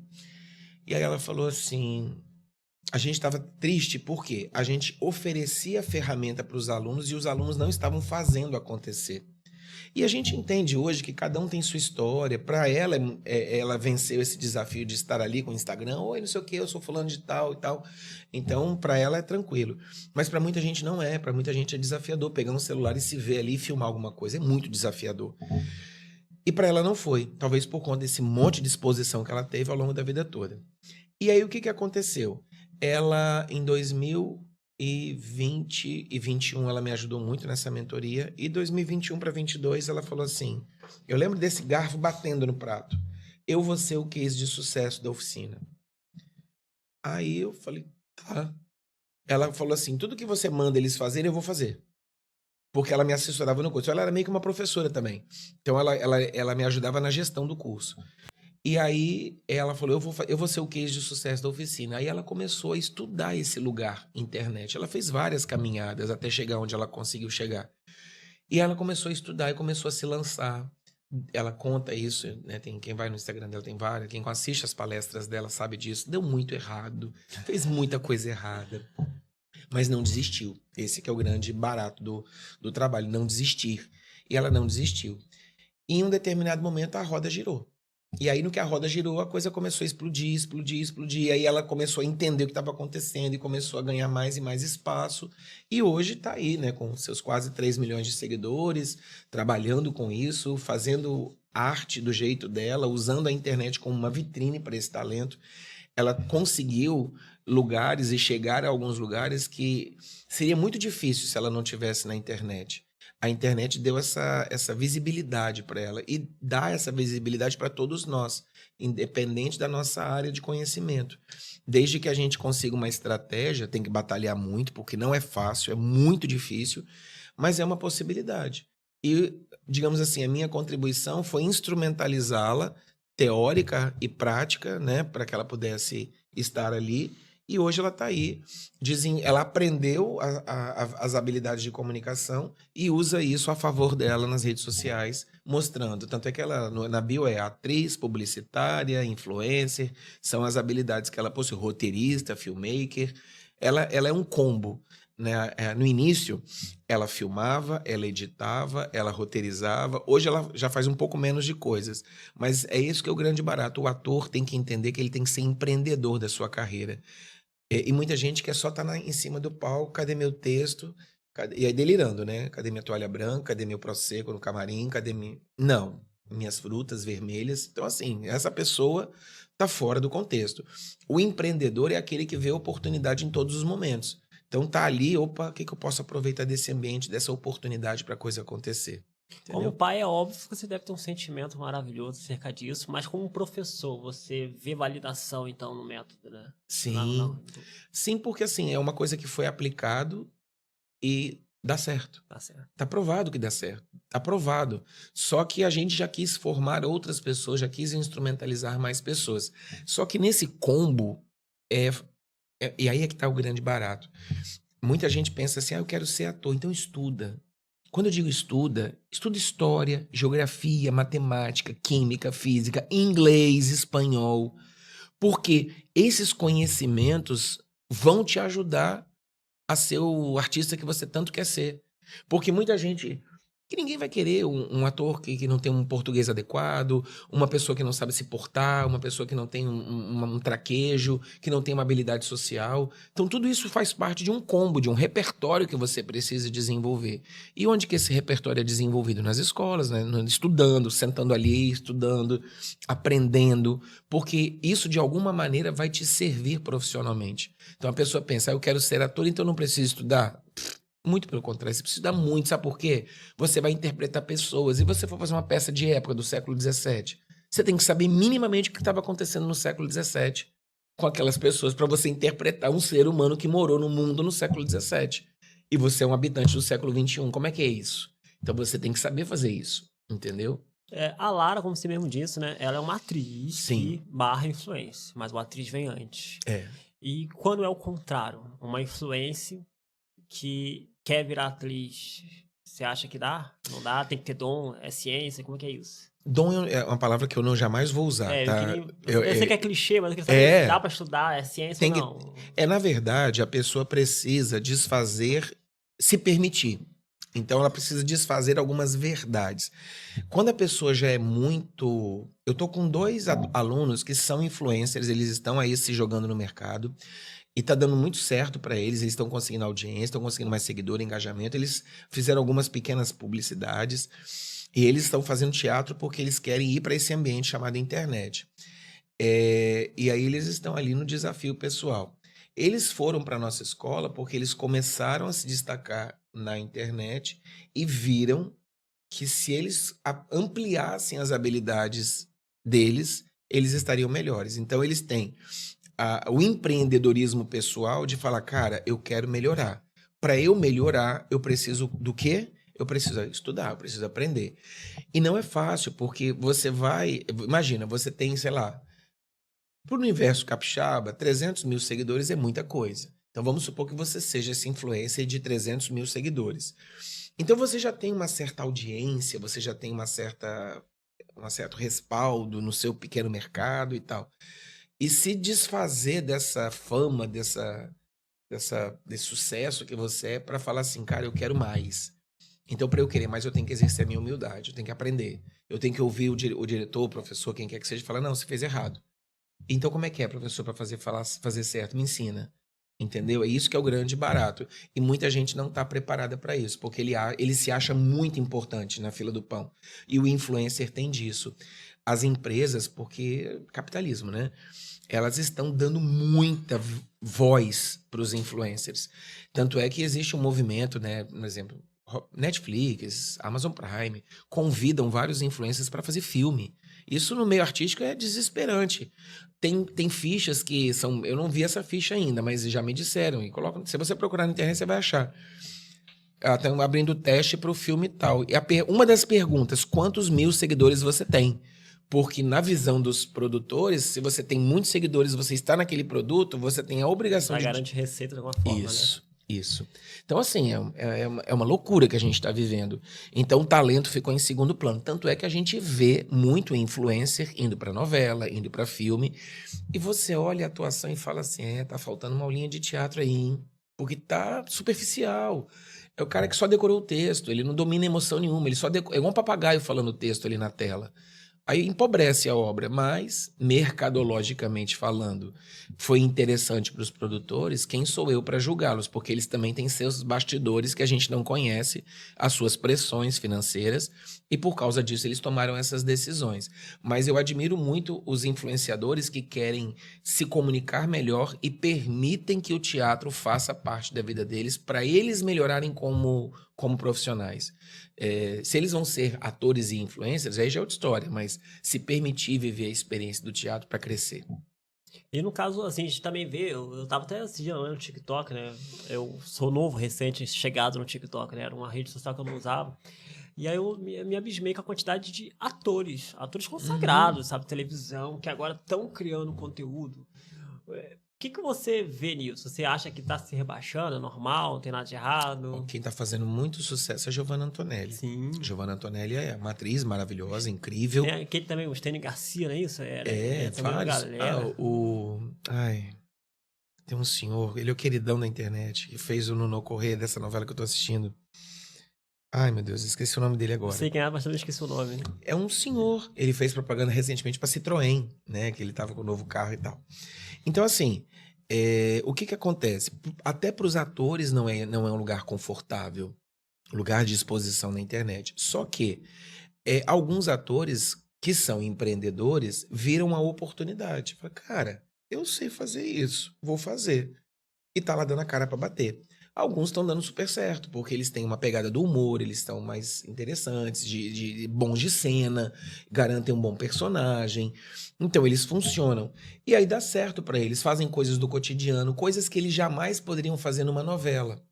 Então, por exemplo, Giovanna Antonelli, que eu já assisti alguns vídeos dela, ela fala coisa do cotidiano, assuntos do cotidiano, de amizade, de sair coisas que a gente bate papo num barzinho, a gente comenta coisa e morre de rir. Ela pega essas histórias e coloca isso na internet, que você assistindo fala assim, cara, eu passei por isso esse final de semana. E você se identifica. Se identificando, você cria um vínculo com aquela pessoa e ela vai te influenciando, porque aí você passa a gostar do creme que ela usa para passar na pele, você passa a gostar do hotel que ela ficou, você passa a gostar do carro que ela diz que usa, do telefone, e assim vai. Esse lugar do influenciador. E o capitalismo viu isso com as suas habilidades, né? O capitalismo, como sendo capitalismo, ele viu isso como uma oportunidade de lucrar mais. Não julgo, né? Mas que para nós atores raiz, que somos aqueles que interpretam personagens, que entendem esse lugar, é desafiador. Mas não vejo problema nenhum. Acho legal o ator que tem essa habilidade e se joga nesse ambiente. E muitos tentaram se jogar, não deu certo. Alguns estão dando certo, estão dando resultados interessantes. E tudo bem. O mundo é diverso. E você acha assim, pra quem não quer ser profissional, não assim, não criticando, mas, por exemplo, eu sou Uhum. um podcast aqui, quero criar meu programa, quero falar com o meu público, mas eu quero melhorar minha desenvoltura verbal, vocal, quero melhorar minha postura. Você acha válido querer aprender teatro, Sim. mesmo sabendo que eu não vou ser o cara tão dedicado quanto uma pessoa que quer seguir carreira naquilo, mas vale a pena? Ó, semana passada eu recebi uma aluna nova na minha escola. Ela é adulta, 30 e poucos anos. E ela é uma executiva de uma empresa do interior do estado. E ela sai dessa empresa na sexta-feira, na hora do almoço, e vem para Vitória para fazer teatro 2 horas da tarde na sexta-feira. Amanhã, né? Sexta-feira. Amanhã ela vai estar lá na escola. E aí, ela chegou na primeira aula semana passada, fez a matrícula no balcão. Achei estranho que eu passei pelo corredor, né? Vi o balcão com a secretária e ela. E assim, geralmente as pessoas quando fazem matrícula, às vezes elas pedem para fazer uma aula experimental, elas pedem para conhecer o espaço, ela chegou muito decidida. Ela chegou, quero fazer minha matrícula. Depois que ela fez a matrícula, ela pediu para bater um papinho comigo. A minha secretária falou: "Ah, tem a fulana de tal, acabou de se matricular, ela quer bater um papinho com você". E aí ela chegou e falou: "Olha, eu não quero ser atriz, mas eu quero aprender com o teatro". Eu falei: "Então você está no lugar certo". O teatro vai te ensinar uma habilidade de comunicação. Porém, as reflexões do que você aprendeu é você quem faz sozinha em casa, dirigindo de volta, no trânsito. Se você quiser compartilhar alguma experiência comigo, ok. A aula não vai ser voltada para empresários que querem aprender teatro. É uma aula de teatro para várias demandas. Para ator, para gente que quer vencer a timidez, para gente que tem dificuldade de socialização, enfim. Então é uma aula com vários focos. E você vai aprender a lidar com essa habilidade de comunicação. E você vai fazer a sua cognição ali. Caramba, o que eu aprendi hoje aqui na aula que eu posso usar lá na empresa? Porque vai ter coisa que você vai fazer. Então, essas desenvolturas são muito importantes. Porque o que acontece com o teatro? É ao vivo. Não tem chance de gravar, editar, né? No nosso caso aqui, até agora, graças a Deus, não aconteceu nenhum erro. É a ponto de você parar a filmagem e falar assim, vamos voltar essa pergunta, que o Sim. Abel se embananou todo, ou vice-versa. Não aconteceu até agora, pode ser que aconteça, a gente não vai contar para vocês também, tá bom? E aí, o que acontece? O teatro ensina a gente a fazer isso, o famoso ao vivo. Você tem um conhecimento, você tem um preparo e você usa esse preparo, esse conhecimento para a sua vida prática. Então, por exemplo, a gente não teve um roteiro, você não me passou um roteiro do que a gente ia conversar, falou que era falar sobre os bastidores da arte e tal. Eu vim munido da minha história, da história que eu conheço, da minha vida, e vim com ela na minha cabeça. E aí tô aqui batendo papo com você, mas nada do que eu tô falando aqui foi programado, você me passou um roteiro e tal. Então essa habilidade de comunicação ao vivo, falar de improviso, ser convincente, é o teatro que ensina, é o teatro que vai te dar essa ferramenta. E aí é igual a academia. Se você pratica, essa habilidade está com você. Então se você vai treinar toda semana, você levanta peso, você faz agachamento, você corre, você pula, você tá com um condicionamento físico legal. Teatro é a mesma coisa. Você treina, você faz ensaio, você faz aula, você tá com um condicionamento legal. Abandonou é igual a academia. Perde a habilidade, fica flácido, fica mais sedentário, engorda. Então o teatro é a mesma coisa, perde a habilidade de comunicação. Então é um lugar que depois que você tá nele, que você entende que ele é pra você, você não tem mais como sair, não tem volta, cara. É muito louco isso, não tem volta. Quem realmente quer ser ator não consegue ficar sem ele. É igual o pessoal da academia, né? Que não consegue ficar. Aquela endorfina É viciante, né? gerada na academia vicia. E a mesma coisa é o ator. Abel, assim, teatro não é feito só de atores, né? Sim. Tem vários outros profissionais ali, como você mesmo falou, sonoplasta, o pessoal da iluminação, a galera do figurino. E aí, como que é visto isso? Assim, existe uma diferença de categoria? Esses são os artistas e esses são Equipe técnica. equipe técnica. E aí, essa galera aprende aonde? Então, geralmente, pessoas que gostam da arte, alguns técnicos são pessoas que gostam de. Hoje a gente está muito com o universo da informática. Então, camarada que gosta de equipamento e tal. Por exemplo, lá na minha escola, a gente tem poucos equipamentos, nossos equipamentos são modestos. Mas a gente tem equipamento de luz, equipamento de som, câmera, essas coisas todas. Os que gostam desse lugar, quando eles veem o equipamento, eles já vão grudando ali para ver como é que funciona, como é que não é. Então, eles já ficam meio ali próximos daquele universo. E aí você vai percebendo, você fala assim, hoje na minha escola, eu tenho os alunos, e aí eu vou percebendo aqueles alunos que têm vontade de aprender sobre os bastidores. Tem alguns, né? Tem dois que me acompanham já tem alguns poucos anos, que é a Lina e o Daniel, e eles, assim, eles são pau pra toda obra. Preciso montar o cenário, vambora. Preciso fazer a luz do espetáculo. Deixa comigo, eu te ajudo. Preciso varrer o chão. Onde é que tá a vassoura? Então, essas pessoas que. Aí você vê, epa, esse cara tem habilidade para ser artista, ele tá ali para todas as funções. Eu tive uma aluna, a Sabrina, há alguns anos, e ela começou a se profissionalizar. E aí eu lembro claramente dela. Ela falou assim: Abel, eu quero isso para minha vida, eu quero ser atriz. Mas eu já entendi que para ser atriz eu preciso ser tudo. Então, se aparecer uma vaga de camareira, eu vou ser camareira. Não é o lugar que eu gostaria de estar? Não, mas eu gostaria. Eu tô no meio, eu tô junto com o elenco. Eu sou aquela pessoa que vai lá na bilheteria recolher os ingressos. Eu sou aquela pessoa que vai ficar ali acendendo e apagando a luz para o ator entrar e sair de cena. Eu vou fazer qualquer coisa que for necessária para eu estar em cena. Então, o artista é assim. Então, os verdadeiros artistas, eles têm essas múltiplas funções e nós precisamos desenvolver essas múltiplas funções o tempo todo. E aí, quando você vai encontrando esses anjos na sua vida que vão te ajudando a fazer esse caminho melhor, é legal. Então, lá na minha escola hoje, eu vejo assim, alunos que têm habilidades e eu o convido. Você não quer trabalhar na luz da peça tal, não? Não é a peça que ele atua, é a peça que ele não atua. Aí eles aceitam. Tá, eu faço a luz. Tá, eu faço o som.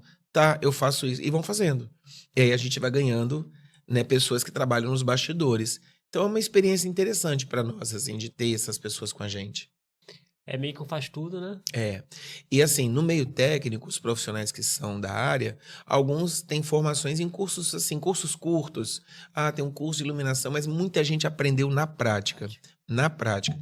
Figurinista, pouquíssimos fizeram faculdade de moda, que seria uma possibilidade, né? Por exemplo, a figurinista com quem eu trabalho, ela fez faculdade de moda, mas ela já era costureira há muitos anos. Ela só foi fazer faculdade de moda para poder ter um respaldo do mercado. Não, ela é designer de moda. Mas, na verdade, ela sempre fez figurino, faz figurino para escola de samba, faz figurino para o balé, faz figurino para o teatro. Sempre foi essa pessoa que tá pau para toda obra. Mas o diploma deu a ela know-how, né? Agora ela também é designer de moda. Mas isso, querendo ou não, provavelmente deve ter dado a ela mais habilidade para fazer o trabalho dela, mas antes disso ela já era costureira. Então essas pessoas que trabalham nas equipes técnicas são pessoas que gostam dos bastidores e fazem cursos rápidos de luz, cursos... Aí, desculpa. Hoje a gente tem uma internet que ajuda bastante. Então você tá com dúvida, tem tutorial para tudo. Ah, quero fazer uma iluminação e tem alguém que fez o vídeo, tá lá no YouTube para você assistir. Você falou obrigado, querido, por compartilhar esse conhecimento comigo. Que é o que você tá fazendo aqui, né? Montando material para divulgar em plataformas, para fazer as pessoas conhecerem desses universos. Ok. Vou pedir só uma aguinha aqui pro nosso convidado, pra gente seguir o nosso bate-papo aqui. Eu já quero saber um pouco sobre a peça tá em cartaz, né? Tá em cartaz ainda? Não, Saiu, foi o último domingo, né? Foi no domingo passado, porque essa peça, o nome dela é O Livro Mágico é Dança Divertida. O que aconteceu com essa peça? Foi meu primeiro texto infantil. Eu nunca tinha escrito para o universo infantil. E eu participei de alguns debates sobre textos infantis e vou falar uma coisa aqui, talvez haja polêmica com isso, mas vou falar. Uma certa vez eu participei de um congresso e nesse congresso o palestrante disse assim, eu vou falar o nome dele porque o cara era genial, era um ator genial, Abu Janra. Ele era um ator, diretor genial. Quem lembra dele nas televisões, ele fez Ravengar numa novela, né, que Rei Sou Eu. E ele estava no Carlos Gomes, no palco, ele disse assim, aí alguém levantou, porque era assim, depois que acabou a peça, teve um momento de bate-papo com os atores, diretores, produtores e a equipe técnica da peça. Ele estava incrível na peça. E aí uma pessoa perguntou algo sobre o universo infantil, sobre textos infantis, porque estava se falando muito de teatro adulto, teatro comédia, teatro drama, e aí alguém levantou a bandeira do teatro infantil. E aí ele falou assim, você quer saber o que eu penso a respeito disso? Eu detesto teatro infantil em que a criança é chamada de idiota. Quando ele falou isso, me deu um estalo na minha cabeça. Tum! Aí ele explicou o porquê. Porque ficam falando como se a criança tivesse algum, né, fosse boba. Aquela coisa que você fala assim, gente, o adulto não fala desse jeito. Ninguém fala assim. Você imagina, igual quando fala com um cachorro, quando você gosta muito do animal, você vai, de mamãe. Não é isso que é para fazer. Então, e ele falava muito dessa coisa. A Disney já faz brilhantemente, a Pequena Sereia já faz brilhantemente todas as histórias que são contadas. Aí você leva isso para o palco e fica a mesma coisa sempre. Cinderela, a Pequena Sereia, a Chapeuzinho Vermelho. Vamos escrever textos que conectam com as crianças. Isso ficou na minha cabeça e meio que bloqueou a minha vontade de escrever infantil. Veio pandemia. Tô com um sobrinho dentro de casa e esse sobrinho... dentro de casa não, né? Dentro da família, né? E esse sobrinho extremamente exposto às telas. Até hoje é uma dificuldade. Adoro um celular, adoro um tablet. E aí, eu vendo aquilo na minha frente, eu falei, caraca... E não só ele, outras crianças, né? Esse início de pandemia, para muitas, não julgo, muitas mães precisaram usar esse recurso para poder cozinhar, para poder ir ao banheiro, porque a criança ocupando o tempo dela. Aula online, ela tendo que trabalhar, ela tendo que dar conta da vida dela, dar conta da casa, enfim, loucura total. E aí muitas mães ofereceram seus celulares para as crianças. E a gente ouviu e está ouvindo isso hoje. Isso ainda vai ser muito estudado. As deficiências que esse excesso de telas causou. As crianças deixaram de ler menos, as bibliotecas ficaram menos frequentadas, o acesso aos livros ficou mais raro. E aí, no meu momento ali, delírio criativo, me veio a ideia de criar uma história de 3 crianças que chegam da escola com uma tarefa: ler um livro e transformar esse livro numa história, fazer um resumo dessa história. Essas 3 crianças são crianças com características muito comuns às que nós temos hoje.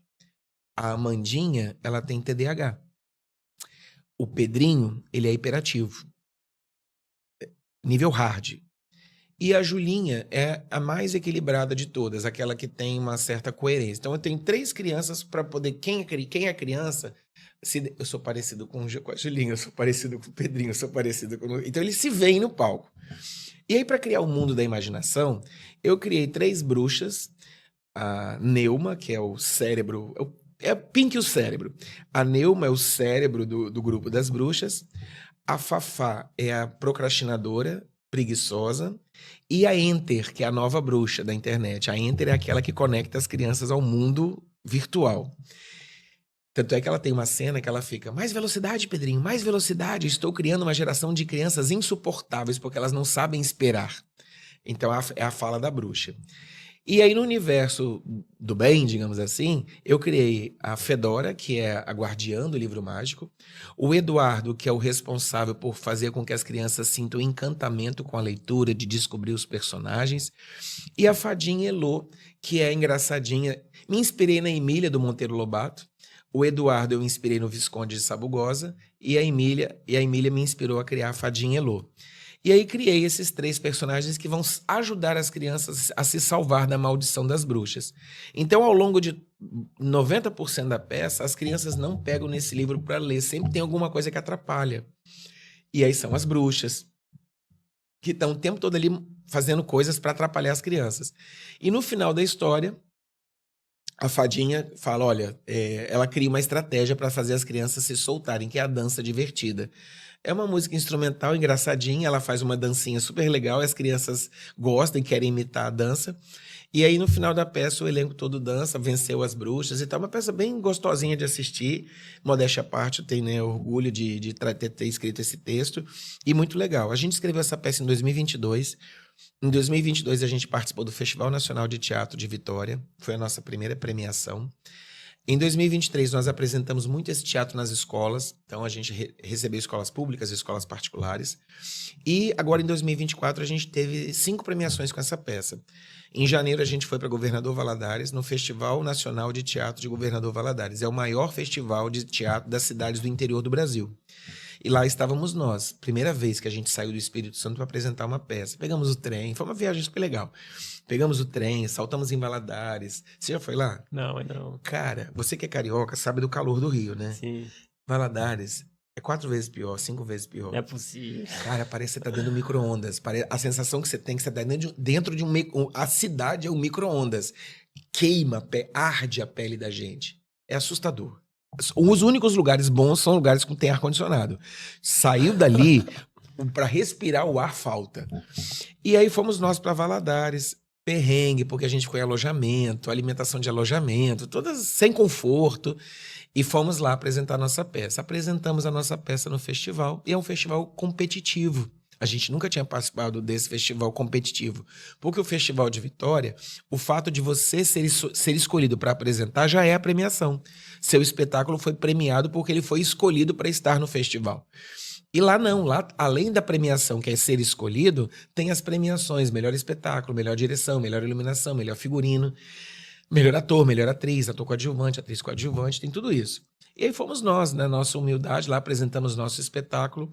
Nós chegamos na sexta e apresentamos nosso espetáculo no sábado. O festival começou na quinta. Então, quinta-feira teve infantil, sexta-feira teve infantil e sobrou a nossa peça para o sábado. Então, a gente não assistiu os concorrentes. A gente não assistiu as peças que concorriam com a gente. E aí, no domingo, quando teve a finalização do evento, vamos à premiação, vamos premiar os atores. E aí, quando a gente começou pelo infantil. Aí começou a primeira indicação, né? Melhor luz, espetáculos indicados, tal. Premiado. Aí, o livro mágico, a dança divertida. A gente já deu um pulo ali de 3 metros de altura. Daqui a pouco, melhor direção. Aí, Abel Santana. Eu falei, caraca, para. Né? Porque... E o mais legal, assim, de você participar de um festival desse, eu não conhecia ninguém, não sabia quem era ninguém naquele lugar. E aí alguém de fora vê sua peça e fala, pô, o trabalho do cara é legal, que bom pra gente. Porque o capixaba, você carioca, você talvez não saiba disso. O capixaba, ele é o patinho feio da região sudeste. Então, assim, clima, a gente tem que saber. Tá chovendo no Rio, então vai chover em Vitória daqui a 2 dias, um dia. Tá calor no Rio, então tá calor aqui também. Porque a gente é meio que o espelho do que acontece lá. A gente só é citado aqui quando tem tragédia. Então, tá caindo o mundo em Vitória. Então agora a gente vai aparecer no Jornal Nacional.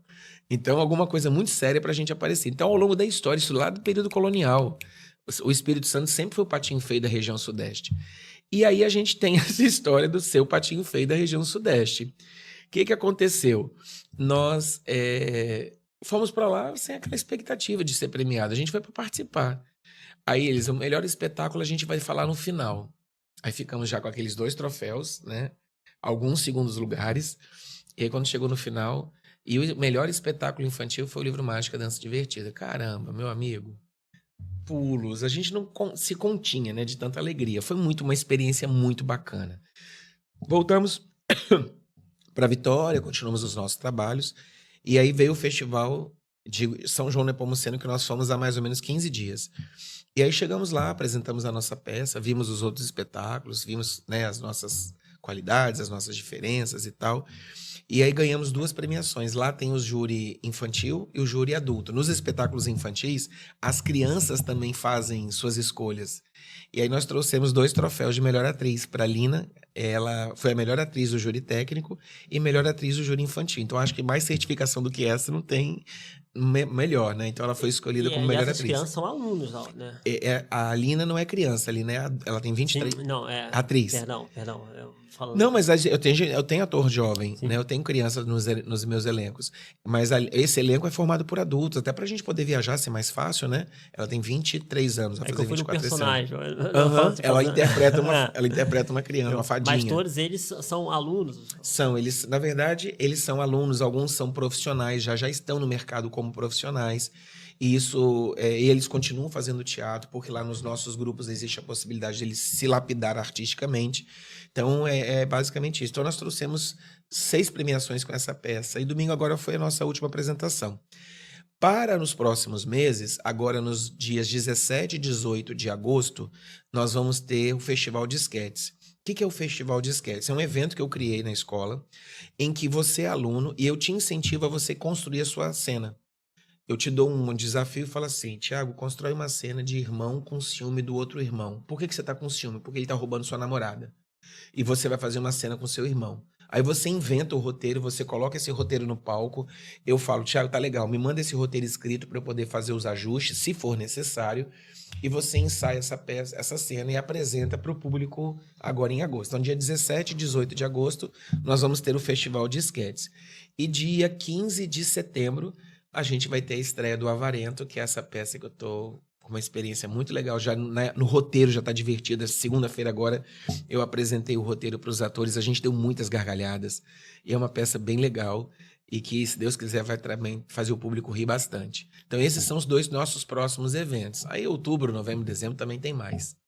Bacana. Abel, a gente já tá chegando perto do fim, né? Mas eu queria te perguntar assim, de novo, sem querer levantar questões políticas, o que você acha que está faltando para o teatro alcançar um outro patamar, ser mais visto, mais valorizado? Não só no Espírito Santo, mas no todo o Brasil. É clichê a resposta, mas ela é muito fruto do que a gente vive. Educação. A hora que nós tivermos governantes que parem de falar e entrem na ação, fazendo com que as escolas sejam de melhor qualidade, que a cultura seja um investimento e não só um investimento político na hora da campanha, de querer dizer que vai ajudar, que vai fazer, que vai acontecer, e depois que é eleito esquece.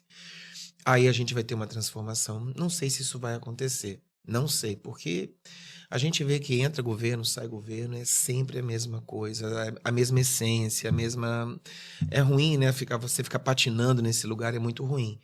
Mas eu acredito, nos países em que a cultura é levada mais a sério, em que existe um público que vai ao teatro, porque quando a criança começa a ser estimulada a ir ao teatro na infância, ela vira um adulto consumidor de cultura, porque o teatro é um negócio que paga um monte de despesa. O Estado, na minha opinião, como setor privado, tem que parar com esse negócio de ficar dando esmola para ator. O Estado tem que criar uma estratégia de construir públicos para que eu, ator, possa montar a minha peça, alugar um teatro, apresentar a minha peça, pagar as pessoas que trabalham para mim e receber algum lucro disso. Empreendedorismo. Mas, infelizmente, isso não é assim. Muitos artistas só acham que só vão conseguir fazer a peça se eles passarem no edital de cultura, se esse edital de cultura for de tantos mil, tantos milhões, e aí com esse dinheiro eu vou chamar os artistas para... E aí a gente tem as polêmicas, né? Porque, inclusive, bandeiras políticas foram levantadas em torno disso. Então, assim, e é difícil, tá? Conseguir dinheiro de lei. E mesmo que você consiga... Eu não sei como é que eles conseguem corromper, porque eu já participei de edital e, assim, se eu comprei uma bala com aquele dinheiro do governo, eu tenho que prestar conta da bala que eu comprei. Eu tenho que apresentar a nota fiscal dessa bala, senão eu vou ter problema fiscal lá no futuro. Tudo tem que ser comprovado na hora que você finaliza o projeto, você tem que devolver para o governo o que você fez com o dinheiro do povo, porque é o dinheiro do povo. Então, assim, eu acho que o governo, a gente precisa de políticas públicas que invistam realmente em educação e com um olhar para a cultura, porque quando a escola propaga a cultura, música, teatro, dança, esporte, aí a gente vê. Países, economias desenvolvidas são assim. Então você vê, a gente vai ter agora, daqui a poucos dias, a Olimpíada. E os países que levam muitas medalhas, na grande maioria dos casos, são países que tiveram investimento. O nosso vôlei é um dos grandes exemplos do nosso país. Em algum momento, um banco investiu, X pessoas investiram, e com investimento em escola, com investimento em equipe de base, com investimento em clube, com investimento, temos aí seleções que estão brilhando. Eu sou fã de vôlei, então hoje, por exemplo, de manhã o Brasil já está na semifinal da Liga das Nações com um time que não está perdendo para ninguém. O time está incrível. E aí por quê? Porque lá no passado essas meninas tiveram investimento. E aí olha o investimento acontecendo aí. Então é a mesma coisa, educação, teatro, tudo isso é investimento. Só que você só fica 4 anos no seu mandato. Então é mais fácil para você mostrar uma pracinha, mostrar um asfalto, mostrar um calçadão que você fez para o pessoal poder praticar esporte no final de semana, porque o dinheiro da educação vai demorar 11, 12, 15 anos para começar a aparecer.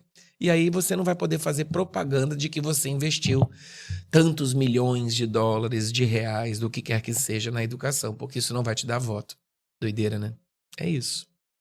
E mesmo com tantos perrengues, dificuldade, você acha que o nível técnico dos atores brasileiros do teatro se equipara aos estrangeiros?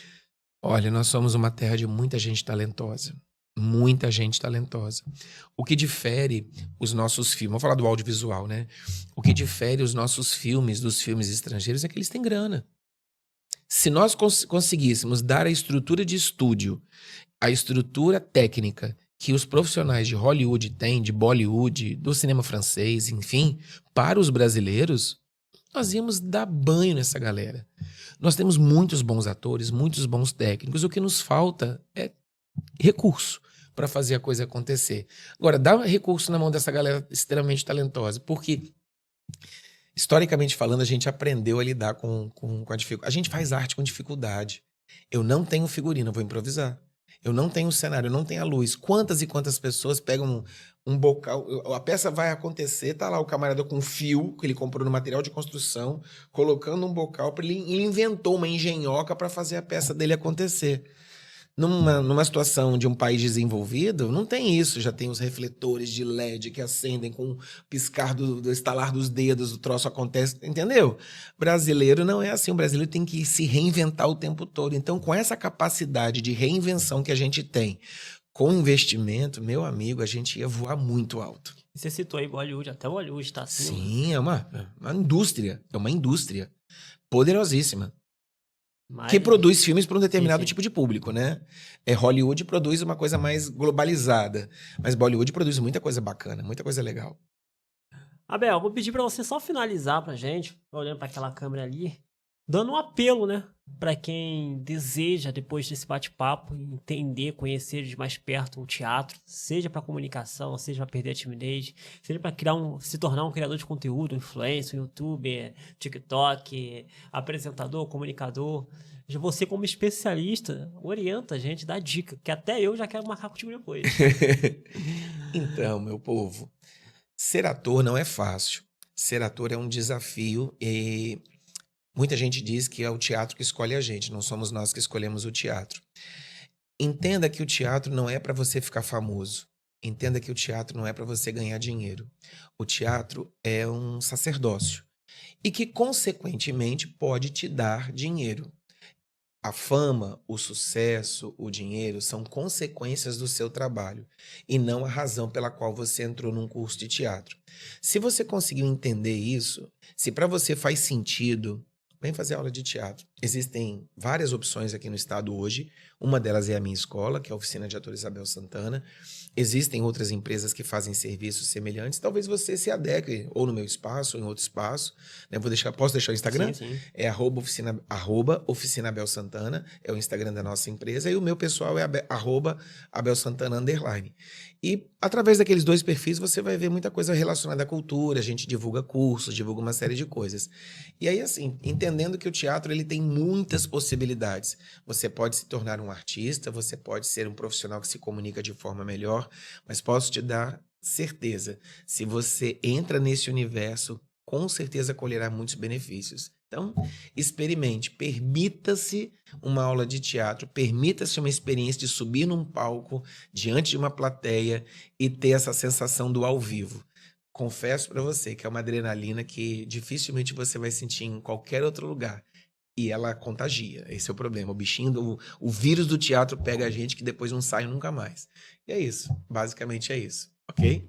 Abel, te agradecer mais uma vez pela presença, de verdade, assim, que aula, assim, como você clareou tantas coisas pra gente aqui. Eu tenho certeza que o público que tá assistindo vai ver e rever essa aula aqui, enviar pros amigos, né? Já quero até falar com você que ficou até o final aqui conosco. Não guarda isso só pra você, não. Transmita esse conhecimento, envia pros seus amigos, familiares. Às vezes você conhece alguém que precisa ouvir isso, alguém que é tímido, alguém que você vê aquele talento ali, você fala, essa pessoa só precisa ser, como é que fala? Lapidada, né? Ela precisa ser lapidada. Então, você pode ajudar essa pessoa enviando aí esse episódio para que ela possa assistir. E, claro, não deixa, gente, depois de passar lá na rede social do Abel, para conhecer o trabalho ainda mais de perto. Eu tenho certeza que você vai ficar encantado. Eu fico, às vezes, horas lá. Ainda mais nos stories também, porque ele falou aqui pouco. Ele falou só da parte artística. É um atleta. É um atleta. Muito família, um exemplo de pessoa. E, com certeza, tem muito a agregar na sua vida. Gente, é isso. Até a próxima. Tchau, tchau. Aposto que você curtiu demais o episódio de hoje, mas eu preciso ser transparente com vocês, para que possamos continuar tendo episódios como o que tivemos hoje. E isso requer um custo, um alto custo. E nós só conseguimos realizar esses episódios com a ajuda dos nossos patrocinadores, ou seja, com a ajuda dos nossos apoiadores, aquelas marcas que acreditam no nosso trabalho. Então eu vou pedir a você que está aqui assistindo esse conteúdo que também apoie essas marcas de alguma maneira. Se você se interessa por algum dos produtos deles, dê a preferência na hora de comprar aos nossos patrocinadores. Mas se você não precisa de algum dos serviços ou produtos dele, você pode pelo menos entrar agora na rede social deles, começar a seguir e deixar um comentário lá carinhoso dizendo que você conheceu essa marca através do nosso podcast. Então aqui na descrição vai ter o link de todos os nossos patrocinadores e eu preciso da sua ajuda para que a gente continue a trazer cada vez mais marcas para esse projeto, para que a gente possa ter ainda mais conteúdo de valor para você que é criador